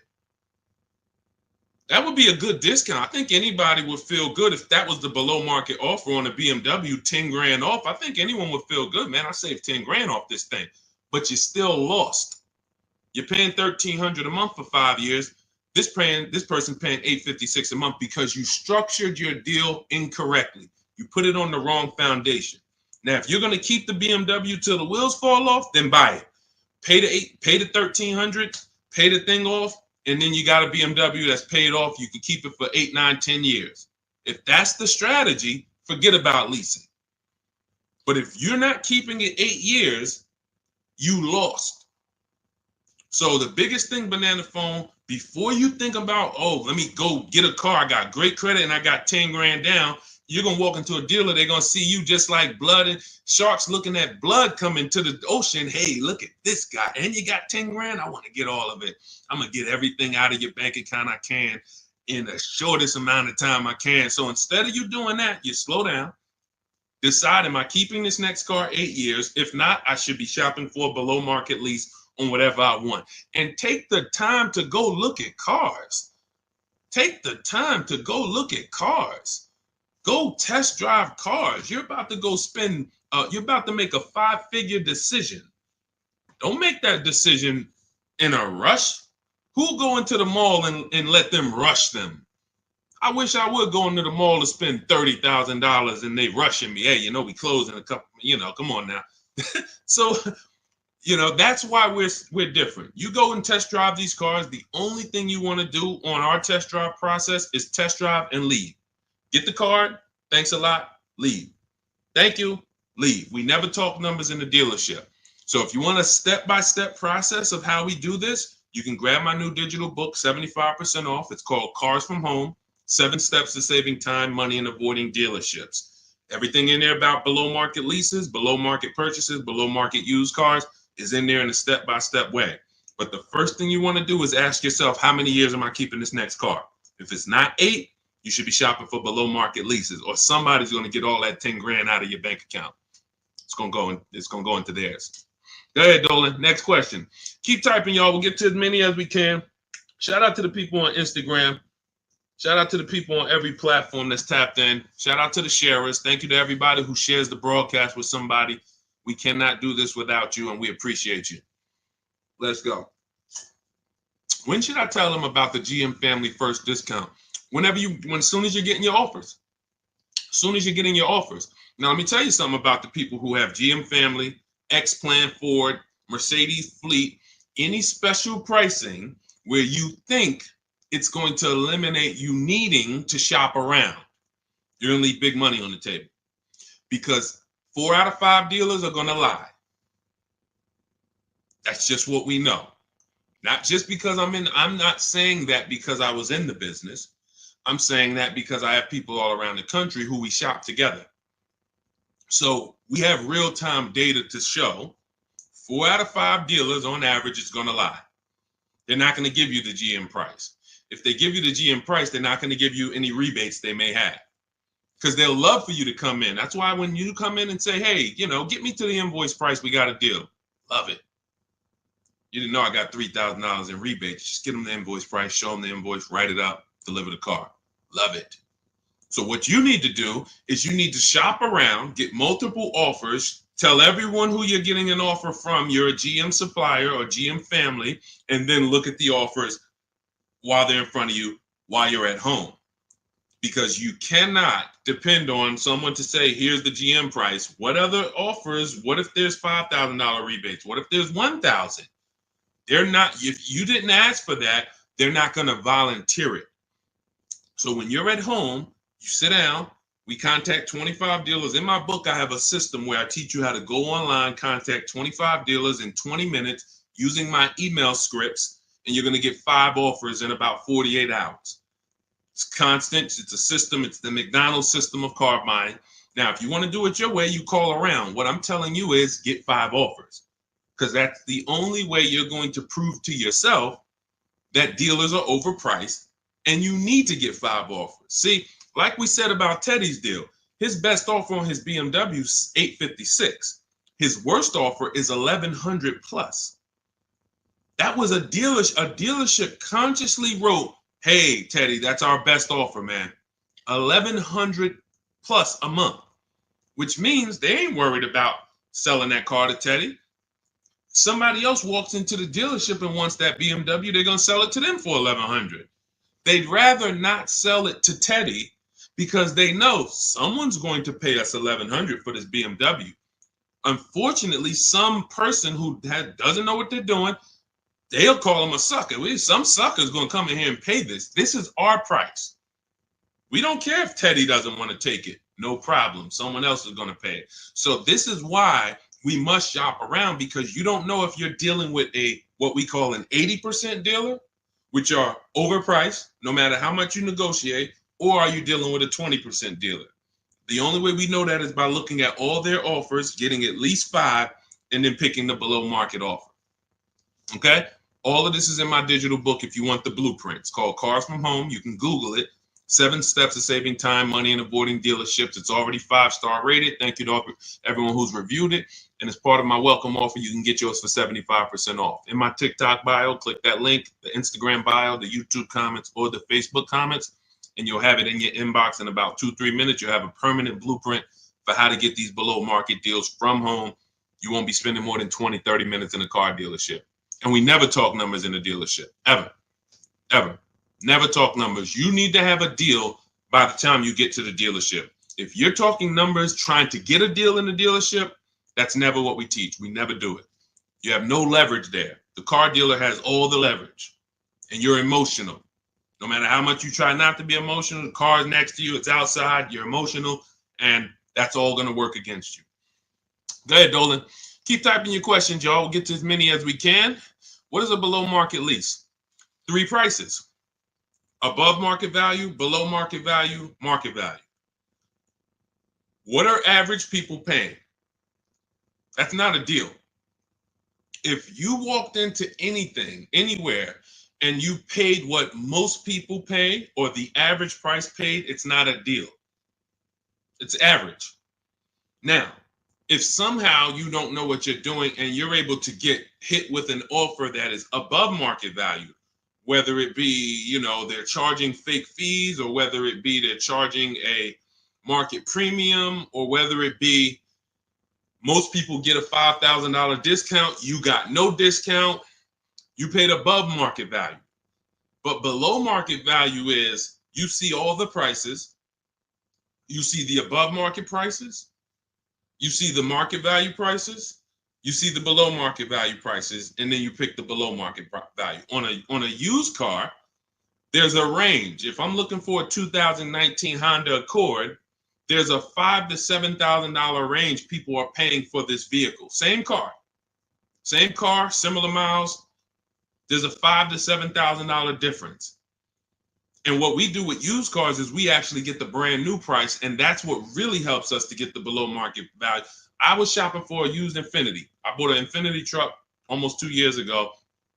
4 white ones I was looking at. They were all about 30 to 32,000. All 4 of them looked similar miles. But I pulled the new vehicle. I found out what each one of them was brand new. That made all the difference. That's in our process. Once I found out what they were brand new, I found out one was 46, one was 48, one was 52, and the one I ended up getting was 54,500 special edition. Cameras all around, all types of stuff in it that the other ones didn't have, but they were asking a similar price, below market. So for that, there's steps to get below market pricing. Below market doesn't happen because you want it to happen. Below market value leases, purchases, they're reserved for people with strategy and people who employ competition. You don't get below market deals by negotiating for them. It's competition. Looking at all the competition, you make your decision. You're probably getting below market deals on your TVs you buy, because you're going to go to Amazon, Walmart, Best Buy. You're not going to, but don't you see, whenever we buy these TVs online, don't we see higher priced TVs? Right? Right? Who's bought a TV in the last couple years? Say last 5-7 years, since Amazon has been it's been bigger longer than that, but who's bought a TV? A lot of people, right? Like, okay, we got a lot of people who bought a TV. When you got your price, didn't you see other TVs that were $200, $300, $400, $500 more? Someone's buying them. Someone's buying them. You go into Walmart, you see TVs that are lined up that are a whole lot more. Man, these TVs overpriced. Someone's buying them. So that, especially with cars though. And that's why you have to prove to yourself what below market deals is by shopping the market. And, we feel we have the best system to do that because we've helped more people do it than anyone. There's no one who has an official system for putting dealers against each other and creating competition like what we do, the Cars from Home system, be it in my book, be it in my coaching program, depends on how you like to learn. But all that info is in my bio. For those who want to know about my coaching program, where you want videos and you want to work with me directly, you can go to shopwithdeshaun.com or you can go to my bios there. I don't care how you do it. And I'm going to continually say this. I don't care if you don't do anything, if you don't do it my way. But if you call around and you get multiple offers and you want to talk to dealers, I don't care. My biggest thing is you pay below market value. That's all I care about. I'm just going to give you my options on if you want to do it my way without talking to dealers. Here you go. But the biggest thing is do it. Okay? Go ahead, Dolan. Shoot the next one up. Let's go. Keep typing your questions. EHH, good to see you. Bernie Watt, shout out to the people checking in on TikTok. I see you, Nans. Good to see you. Good to see you, Michelle, 423. High mileage driver, limousine service. Should I do a used car lease? Not really used car leases out there. You're going to see people have tried it. Lexus tried it. BMW tried it. But we can't employ competition because there's not a lot of options. You're going to find that in a lot of cases, used car leases can be, they're made up prices. It's tough. It's hard to know if you're overpaying. But if you do find one, it's worth considering. But again, I'm not going to make a deal without having other offers. So 99 times out of 100, leases are brand new cars. And I don't want to assume anyone knows that. So that's a good question. Leases are brand new cars. That's another benefit of leasing. You're driving brand new cars. You're the first owner. Brand new car smell you're getting every 3 years, and you're paying cents on the dollar compared to what people are paying to purchase them, as long as you're getting below market leases. So if you know how much you're going to drive, I will be leasing. If you know I'm going to drive 25,000 miles a year, I'm going to drive 20,000 miles a year, in most cases, then I would be leasing. Now, if you go below that, you could always sell the lease. I know some of you don't know about, most of you probably don't know you could sell leases. We've been doing it for 3-4 years. It's always been allowed. But, during the pandemic, I saw the opportunity for us to make thousands of dollars selling our leases. And made lots of videos about how to sell leases. And a lot of people came and sold their leases when the market was hot and high. And some people made $7,000, $10,000, $12,000, $15,000 selling their leases. So although values are not that high, we still do a check before we return our lease. So if you're under miles, or for those of you who you only drive 5,000 miles a year, the minimum lease might be 10. You're just going to sell that lease at the end and make money on it. So, this is all in my book. That's step 2. We call that the equity assessment. We never return a lease without doing an equity assessment to find out if the market value we could sell it for is actually higher than the payoff amount. So, but yeah, what I would do is I would spend the time considering, can I plan my mileage? Can I predict it? Now, let's say you can't. Let's say you're like, Deshaun, you know what? Some years I'm going to do 20,000 miles. Some year I'll do 40. Then I wouldn't tell you to lease. I would tell you to make sure that your loan, I want you to forecast. See, with a depreciating asset, what the people who learn from me, you're learning to forecast. You must forecast with a depreciating asset because you lose in the short term.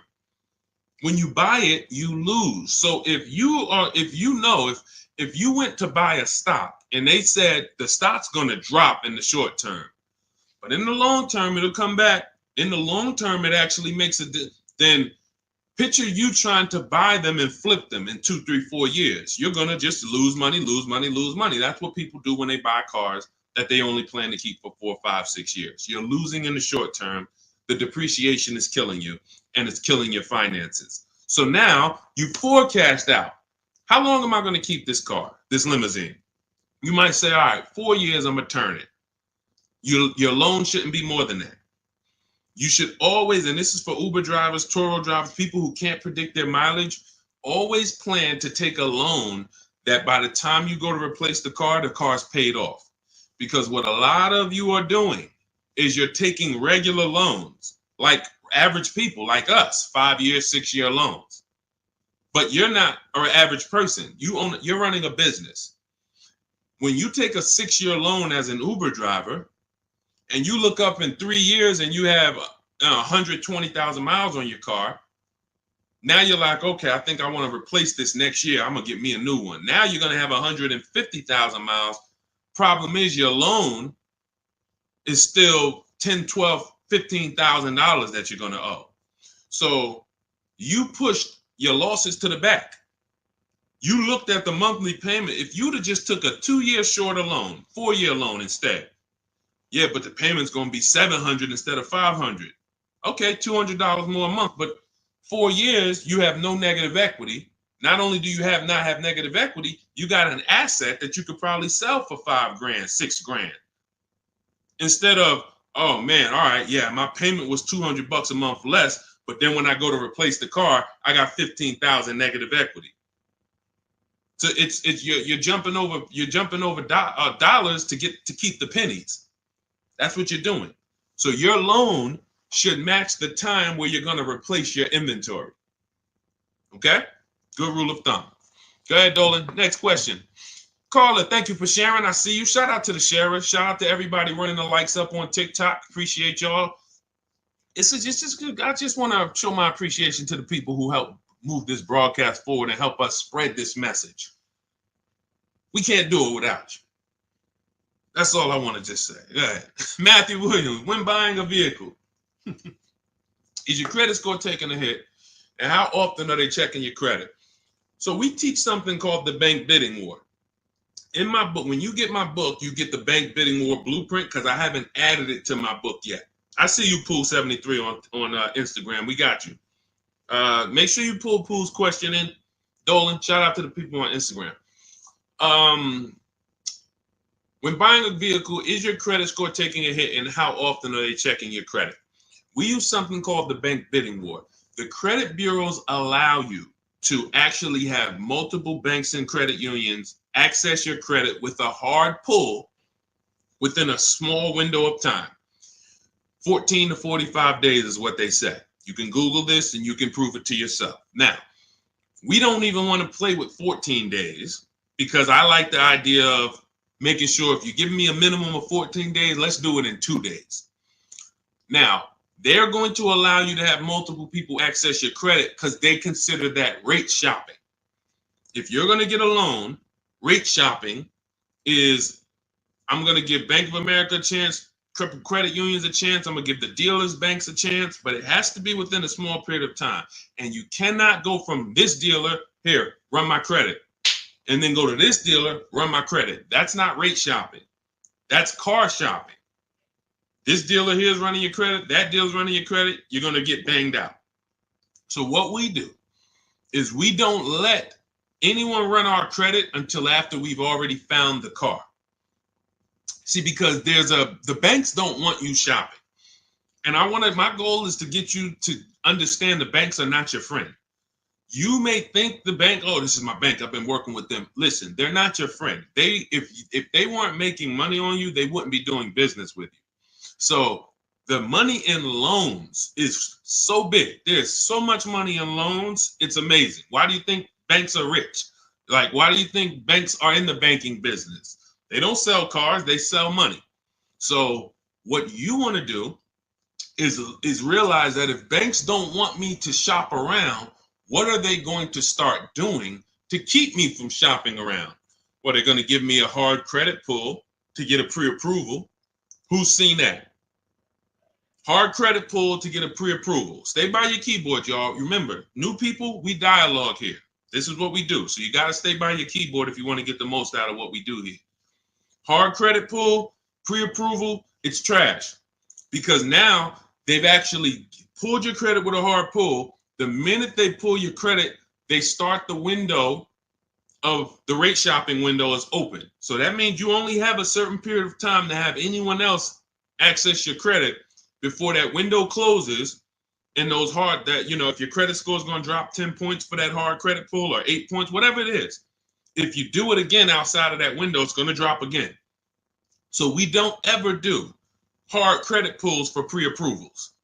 We always need to get a pre-approval with a soft credit pull if it's available. If not, then we use a tool. In my book, I have a calculator I created. It's called the Perfect Budget Calculator. By the way, in that book, I have 5 calculators I created. You can't find them on Google.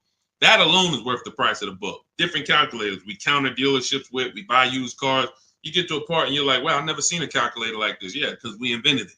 So we use the Perfect Budget Calculator. We take the average rate in the market and we budget. The budgeting tool actually tells you exactly what you can spend on a car, gives you multiple goals, so you're always below your maximum, and then you go shop. Because the only purpose for a pre-approval is budgeting. That's it. Just like, you know, we got homeowners on here, right? You own a home? You own a home? Type yes. Homeowner. The only purpose for the pre-qualification is to see what you can afford, right? That's all we need the pre-approval for. So that's why I created the Perfect Budget Calculator, so that you can actually use it. It creates the budget and then you move. I see you, AdWash. Yeah, that's the purpose. So we don't need the loan until we find the car. Just like with the house, I don't need the loan until I find the house. What I need is a pre-approval or a pre-qualification so I can budget. Then I go shop. Once we find the house, or find the car rather, that's when we now come home, we bring that paperwork home, and we let all these banks and credit unions bid, and we compete and let them compete. This person's going to give you 7%. This person's going to give you 5.9%. This person's going to give you 9%. And all of these people are going to compete, and then we let the dealers compete, and we see who wins. We never pick anyone to do our business with until they win a bid. That is the Cars from Home system. Whenever we are buying, that's how we guarantee below market offers, because someone won the bid. You were competing against all these people to get my business, and you won. You were competing to buy my old car, you won. That's how we do. So that's the bank bidding war. You find your car, then you come home, call your bank, your credit union, online dealers, online bank, you let them compete.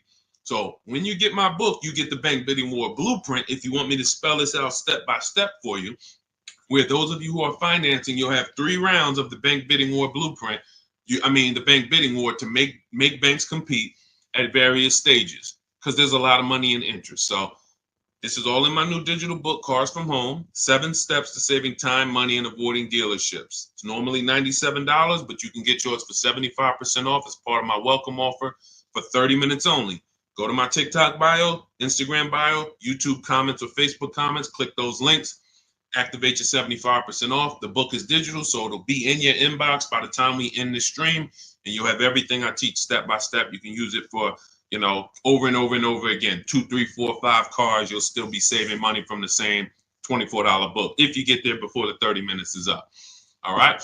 And make sure you screenshot the thank you page, because some of you type your email wrong. You might be, yo, man, I'm trying to hurry up and get this deal. You don't realize you typed your email wrong, and I can't email a book to the wrong email. So screenshot that page so you'll have my support team's email, just in case that book isn't there in 5-10 minutes. Just email my team. Go ahead, Dolan. Next question. Oh, no, pull my man Pulling from Instagram. Did you see him? We got Ingrid too. It's a lot of people on Instagram, so we're gonna try to get to questions from every platform. Do you ever advise buying the lease at the end because you went way over miles originally allowed? Great question. No, I'm gonna tell you why. The moment you lease your vehicle, your contract says what you should bring the vehicle back with in terms of miles. Let's say average is 36,000 miles, 12,000 per year.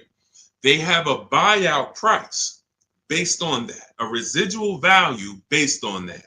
So that means at 36,000 miles, they already know this is what we plan to sell the vehicle for on the market when he brings it back. Let's just call it 18,000. Now, 18,000 is based on 36,000 miles. It may not be a good price. That's why before we actually buy our lease, we always do a market comparison.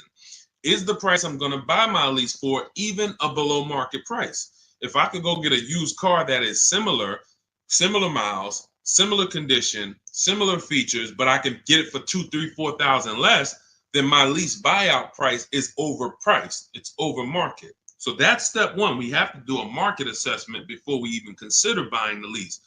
But here's the bigger thing about going over miles. Just because you put 20 more thousand miles on it, that purchase price of 18,000 is still based on 36,000 miles. So you got now 60,000 miles. You're going to pay the same 18. You can't go to them and say, well, I got 60,000 miles. Can you lower that to like 14? No. So you're taking what in most cases is an already overpriced offer, and you actually are buying it on a worse offer because the mileage you're on, if you looked at, again, taking it back to the market comparison that I explained 2 minutes ago, if you looked at what are vehicles like this with the mileage I have selling for, I put 60,000 miles on it. You look around and you're like, whoa, those things are selling for 5,000 less than my buyout. That means the moment you buy that car at the buyout price that's on that contract, you literally lost $5,000 right there because you overpaid for it. So the solution is take the penalty. It was your fault. Now, what do I mean it was your fault? You choose your lease mileage. It's not selected for you. If you need 12, you choose 12. If you need 15,000 miles a year, you need 15,000. You take somebody like Jen. Jen's up on the screen right now. She got her Honda CR-V hybrid. $512 a month. She got a below market lease on this. This is one of the most popular hybrid vehicles in the market. $512 a month, no money down. She adjusted it from 12,000 miles a year to 18,000 miles a year. So she's paying $563 a month, $50 more, but she gets to drive as much as she needs to. She's driving 18,000 miles a year for $50 more per month. So a lot of people who you'll hear talk about their lease experience and tell you don't lease, they took the 512. They would look at the lower payment, never adjust it to what they need, and then they end up telling you don't lease because I got a bill for the mileage. No, you got a bill for the mileage because you signed a contract. You said in that contract, I'm going to use this. You had the option at the time of signing the contract to choose more mileage, but you didn't. And then you went over the mileage you drove. So therefore you paid for that. So I would always take the penalty. You can actually do a deal where you actually shop for a car, and the best offer you find, you can actually have them cut a check to the old company. So let's just say I had a $3,000 bill coming, a $3,000 mileage penalty bill coming. I find a car like, let's say I'm shopping like Zafrina. Let's take Ansley. Ansley right here. He got a $58,000 lease on a 2024 QX60. $554 a month. So that's what we call an under 1% lease. You're driving a almost $60,000 vehicle. You're paying $554 a month, no money down. So let's say I got a $3,000 mileage bill. If I'm Ansley, I'm gonna shop, get my best offer, and then I'm gonna say, hey guys, I need you to cut a $3,000 check to my old leasing company, because I don't want to pay that mileage. Now, what's going to happen is my payment is going to go up because they need to build that into the sales price, but I don't need to come out of pocket with it. I don't need to come out of pocket with it. Now, if you could come out of pocket with it and write it, some of you could actually do a payment plan if you want to do that. That's fine too. But I'm talking to the people who you're like, all right, I don't necessarily want to come out of pocket with the penalty that I'm going to get for the mileage.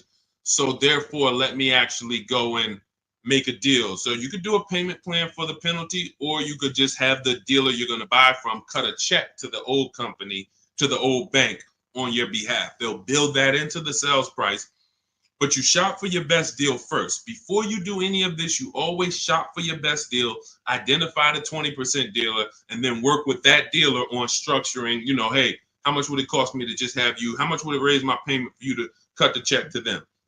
Okay. And also, we do an equity assessment, Pooh. Step 2 in my book. Call your leasing company, find out what your payoff is.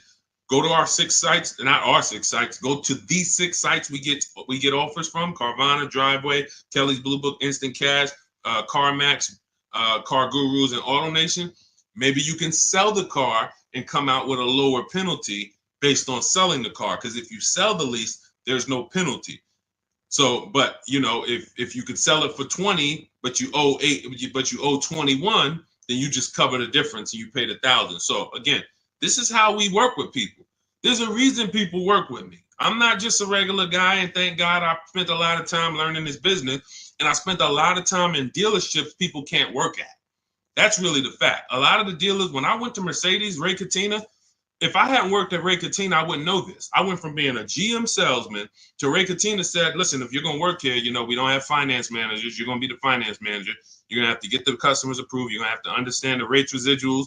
This is stuff I didn't do at GM. And so I thank God that was a blessing for me to start my career with Mercedes at Ray Catena. Yankee Stadium, top 3 dealers in the country. You know, so when car salesmen hear me talk, it's like they don't understand it. And I get it. They're not trained the way I was trained. They didn't work where I worked. They were trained to just go get the numbers from the manager. That's why I could explain this from a financial standpoint. And this is what we do. So if you want to understand more about, you know, you want the step-by-step blueprint, grab Cars from Home, 7 Steps to Saving Time, Money, and Avoiding Dealerships. That's my new digital book, 5-star rated. You can get it for 75% off. It's normally $97, worth every penny. But as my welcome offer to you, you can get it for $24, 75% off if you get to my TikTok bio, Instagram bio, YouTube comments, or Facebook comments before 30 minutes is up. Once 30 minutes is up, price goes back to $97. Welcome offer is gone, and it's still worth it. If I miss the welcome offer, I'd still be grabbing it because, again, the $24, the $97, the thousands you're going to save on this, the first car, avoiding mistakes and getting below market deals, you'll 10x. Minimum, you'll 10x what you invest in the book. Minimum. It's not even a question. All right. And let's go, Dolan. Keep it going. Great questions today. I'm really liking this. If you're getting value out of the stream, y'all type some dollar signs. You're getting value out of what we're doing. What's up, Leo? What's up, Rick? Shout out to the people tapping in on TikTok. Shout out to the people running the likes up. Y'all keep running the likes up. Every time y'all run the likes up, y'all let TikTok know that we're talking business over here and that they need to get more people over here. So every time you tap the screen, some of you like, how do we run the likes up, Deshaun? Just double tap the screen. Just double tap the screen. Yeah, shout out to everybody who is supporting the broadcast. Let's go. Go ahead. All right, and you know what? And I usually give, look, and here's the thing. I'm going to tell y'all this, and I just thought of this. I'm going to give and prioritize answering questions from the platforms that are the most engaged. Because I see we got people on every platform, YouTube, Facebook, Instagram, TikTok. People not engaged and they not, look, I see a lot of people on Instagram commenting, liking, sharing. I see a lot of people here. Dolan, when we see the question, when we see people engaged, because people be sitting back on the, you know, playing video games and got us on the same time. We got to give our attention to the people who like, yo, let's go. We over here. Thank you, Big Mike. Shout out to the sheriffs. I see you on TikTok. Go ahead, Dolan. All right, here we go. When you lease, can you only deal with that dealership? Well, we never lease without a dealer winning the bid. So I want you to think about it like this. Whatever car you choose and you want to lease, that dealer, that car is all around the country, sprinkled all around the country. That dealer might have more than one, but in the state alone, there might be 10, 15, depends on the car. Now, when you look at the car, do you have to realize it's like when you go into the store and you're looking at spaghetti sauce. You go in the ShopRite, spaghetti sauce is $4.99. You go into Pathmark, it might be $6.99. You go into Stop and Shop, it might be $5.99. The exact same brand, same product, but it's a different price.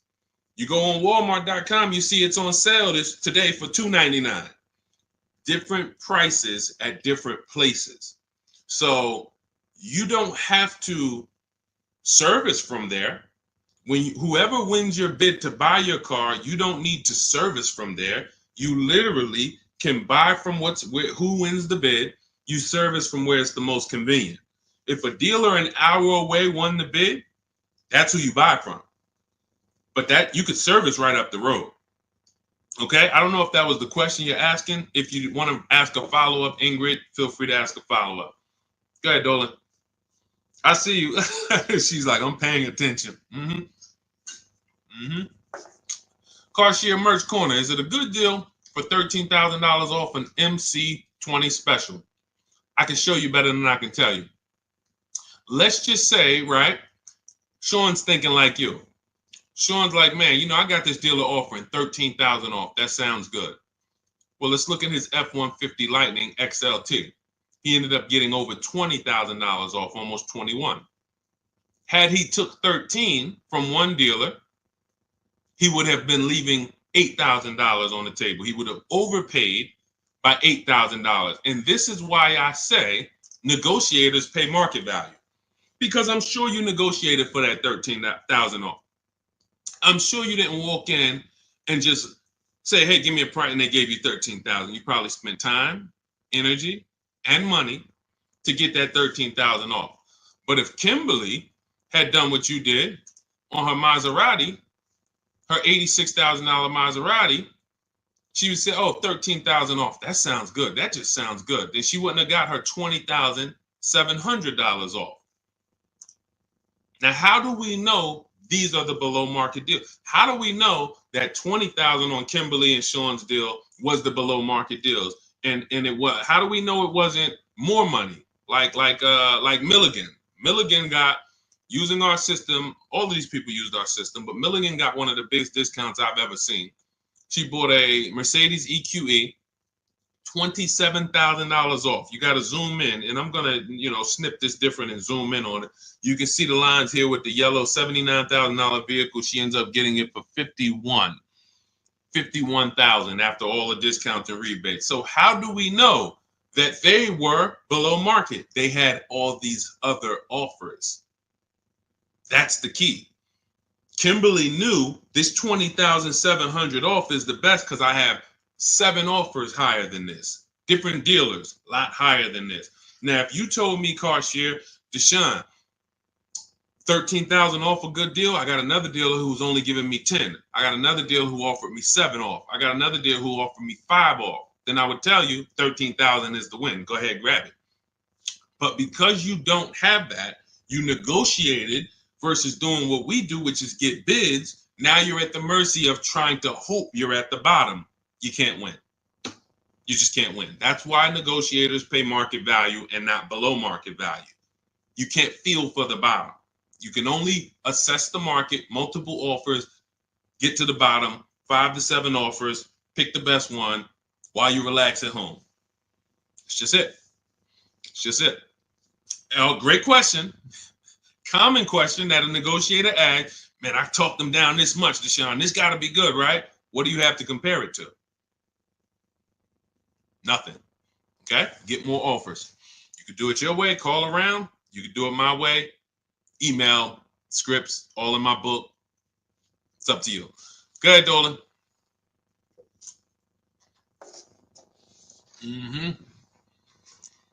When over on mileage, does it make more sense to sell to a place like CarMax? I'm already over, so at this point, it's pay $7,000 or sell to someone else and have a $2,000 difference. My first lease, hard lesson. Great. See, I want to read this question again because see, I'm proud of you for even asking this question and coming at this the way you're coming at it, because that's what you do. When over on mileage, doesn't it make sense to sell to a place like CarMax? I'm already over miles at this point. It's pay $7,000. So if I return the lease now, I got a 7,000 mileage bill coming to me, or sell to someone else and pay the difference. In my book, I teach you how, when you have these types of penalties, or in this case, or in other people's cases, negative equity, you want to sell and pay the difference, because that's going to lead to the lowest amount coming out of pocket. So yeah, if you drop off your lease and they bill you $7,000, but you could have just sold it to CarMax and paid the $2,000 difference, way better way to go. And then, next time, let me get the mileage I need so that I don't have to deal with this again. But for getting out of it, 100%. All day long, I would sell to the highest bidder. That's going to give us the lowest amount of penalty, and then pay the difference and then do a fresh deal. That's it. Way to go. Way to go. That's called See, it's times where I was in Mercedes, right? And I had to sit down with a client and tell him, there's no way for you to escape the bullet. You're going to bite a bullet because the damage is done. The decision was made. Now what we're doing is trying to see what option allows us to have the least out of pocket, the lowest, the smallest bullet to bite. We got to bite a bullet. But $7,000 coming as a bill, that's a big bullet. $7,000 bill that you owe, big bullet. $2,000 to CarMax coming out your bank account, $2,000, small bullet. So the key with these situations is seeing what's the smallest bullet and knowing all the options so that you don't just say, well, I'm over. See, because watch this. Some people would buy that car. And what they would do is they would buy that car, pay, I mentioned this probably about 10 minutes ago, pay the normal buyout price, but except they over miles by, probably 40,000 miles. So a car that should have been 12,000, they buy it for 20, and now they're invested in that car. Financing those losses is horrible. That's a huge bullet. So there's all types of bullets, and what you need to know, and you already know this, but what anyone outside of you needs to understand is, when I got myself in these situations, I need to know every single option for getting out of it. Because if I could have paid $2,000, but I paid $7,000, or I paid $8,000 and financed it, that's just ignorance. That doesn't mean I'm stupid. There's a difference between being stupid and ignorant. Ignorant means I just didn't know. I was not aware, and it cost me. Now, Dave Ramsey calls it a stupid tax. I don't call it stupid. I call it you just didn't know. That's ignorance. That's why I make it my business to tell you all the options. In my book, I lay out all the options. And if you choose the wrong one or do the wrong thing, having all the information, now that's no longer ignorance. So great question. Great question. Go ahead, Dolan. Keep typing your questions. I see you, Shake Wash. Thank you. And it's Mercedes to my husband. Yep. As I said, you do private consultation. Shake Wash. We don't do private consultations. We have two things we do now. We have a do-it-yourself program. That's my book. This is great for do-it-yourself people who, Deshaun, give me the blueprint. Give me all the steps. I will follow them to get the result. We have a done with you program where we work with people directly. And it's a different learning style. So instead of the books, we have videos and we have, I'm supporting people. That's a different learning style. You want to find out about that, you can go to my TikTok bio, Instagram bio, or Dolan will post a link, Shop with Deshaun, in the comments on YouTube and Facebook. So it's all up to you. In the future, we're working on it right now. We tested it twice. We will launch a done for you program.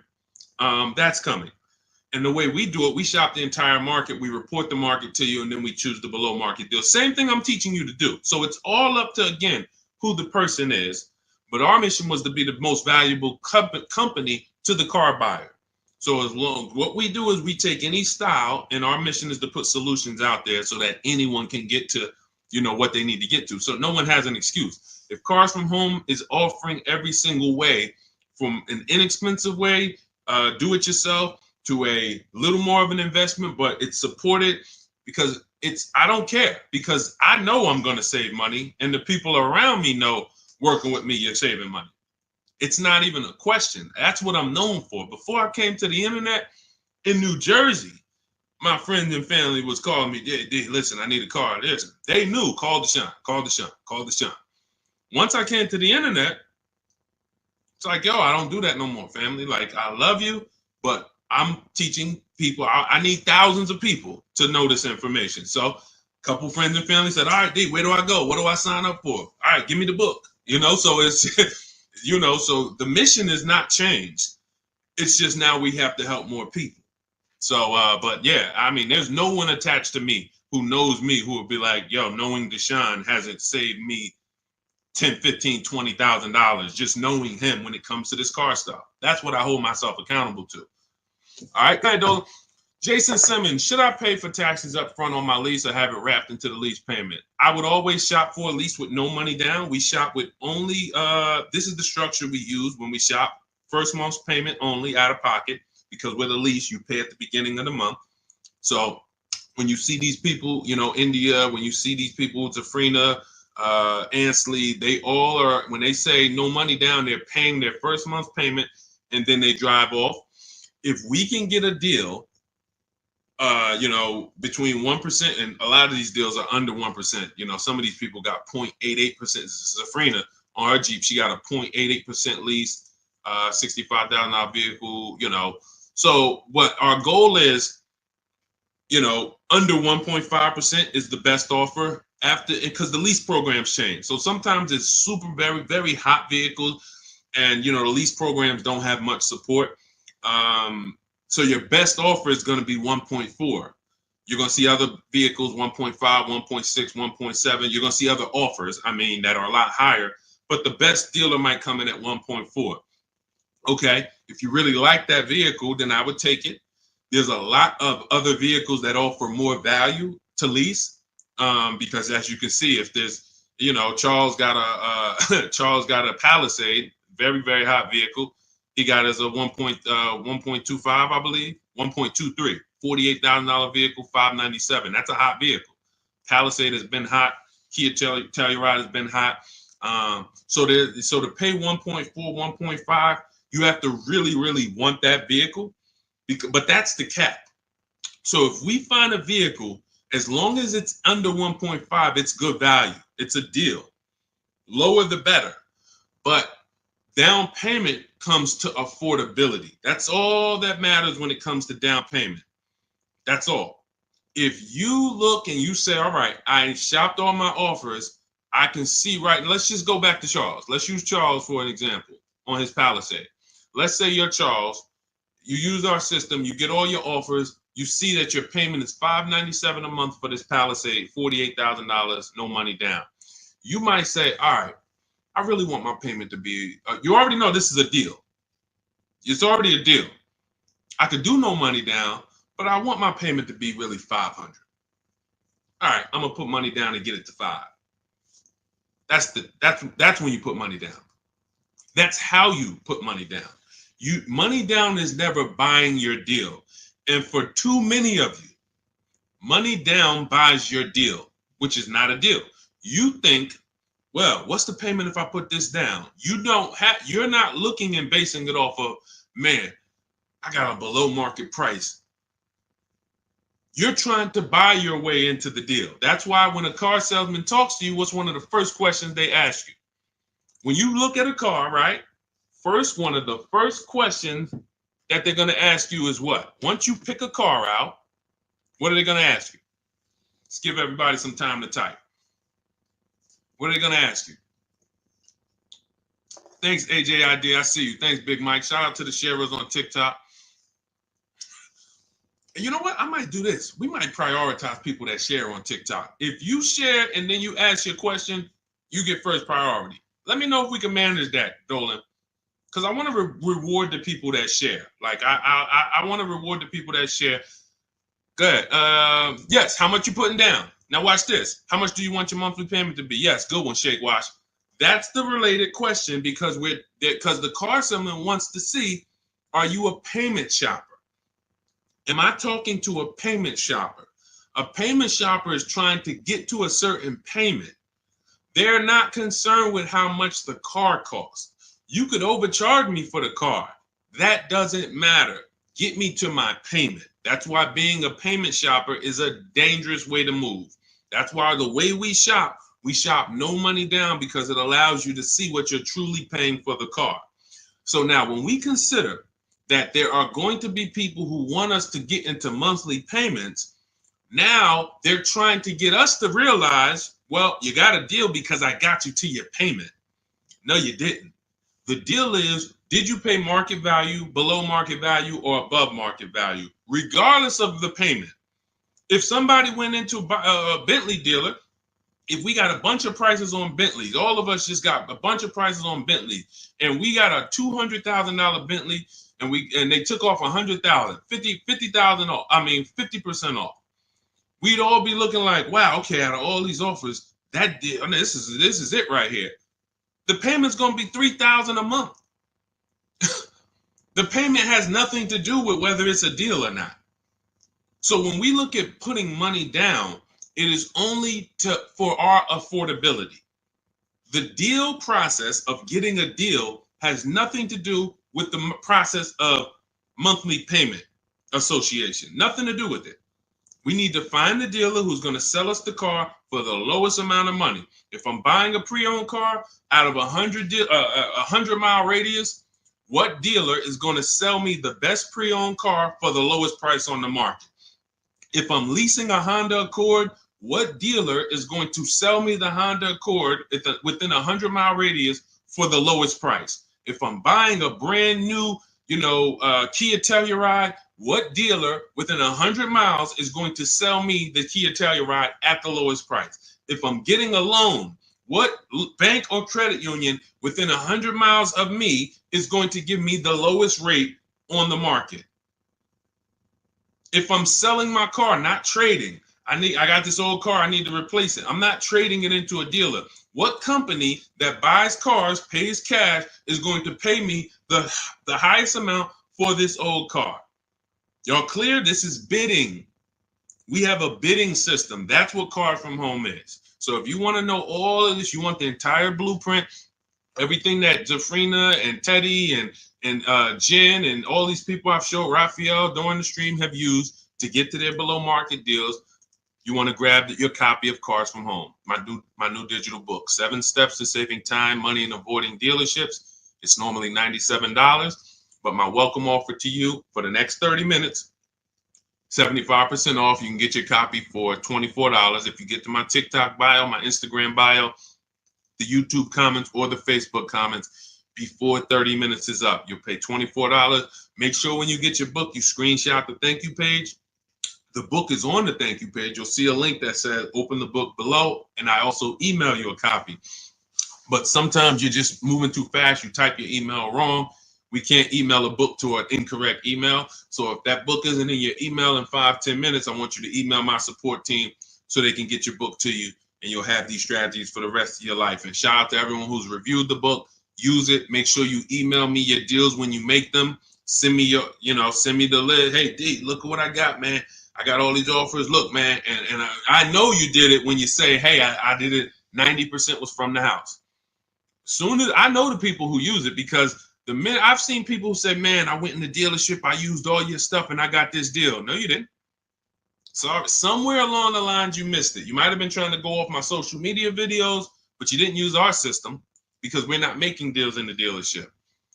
When I see people that say, yeah, man, the dealer 45 minutes away, I had to drive to get this. There you go. You use the system. When they say, yeah, I did this all from home, they even delivered the car to me. Yeah, you use the system.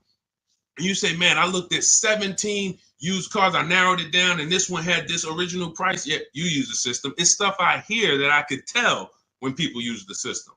So go grab your copy. Shout out to everybody who checked in. We'll see you on another stream. Keep on learning so that you can relearn. God bless.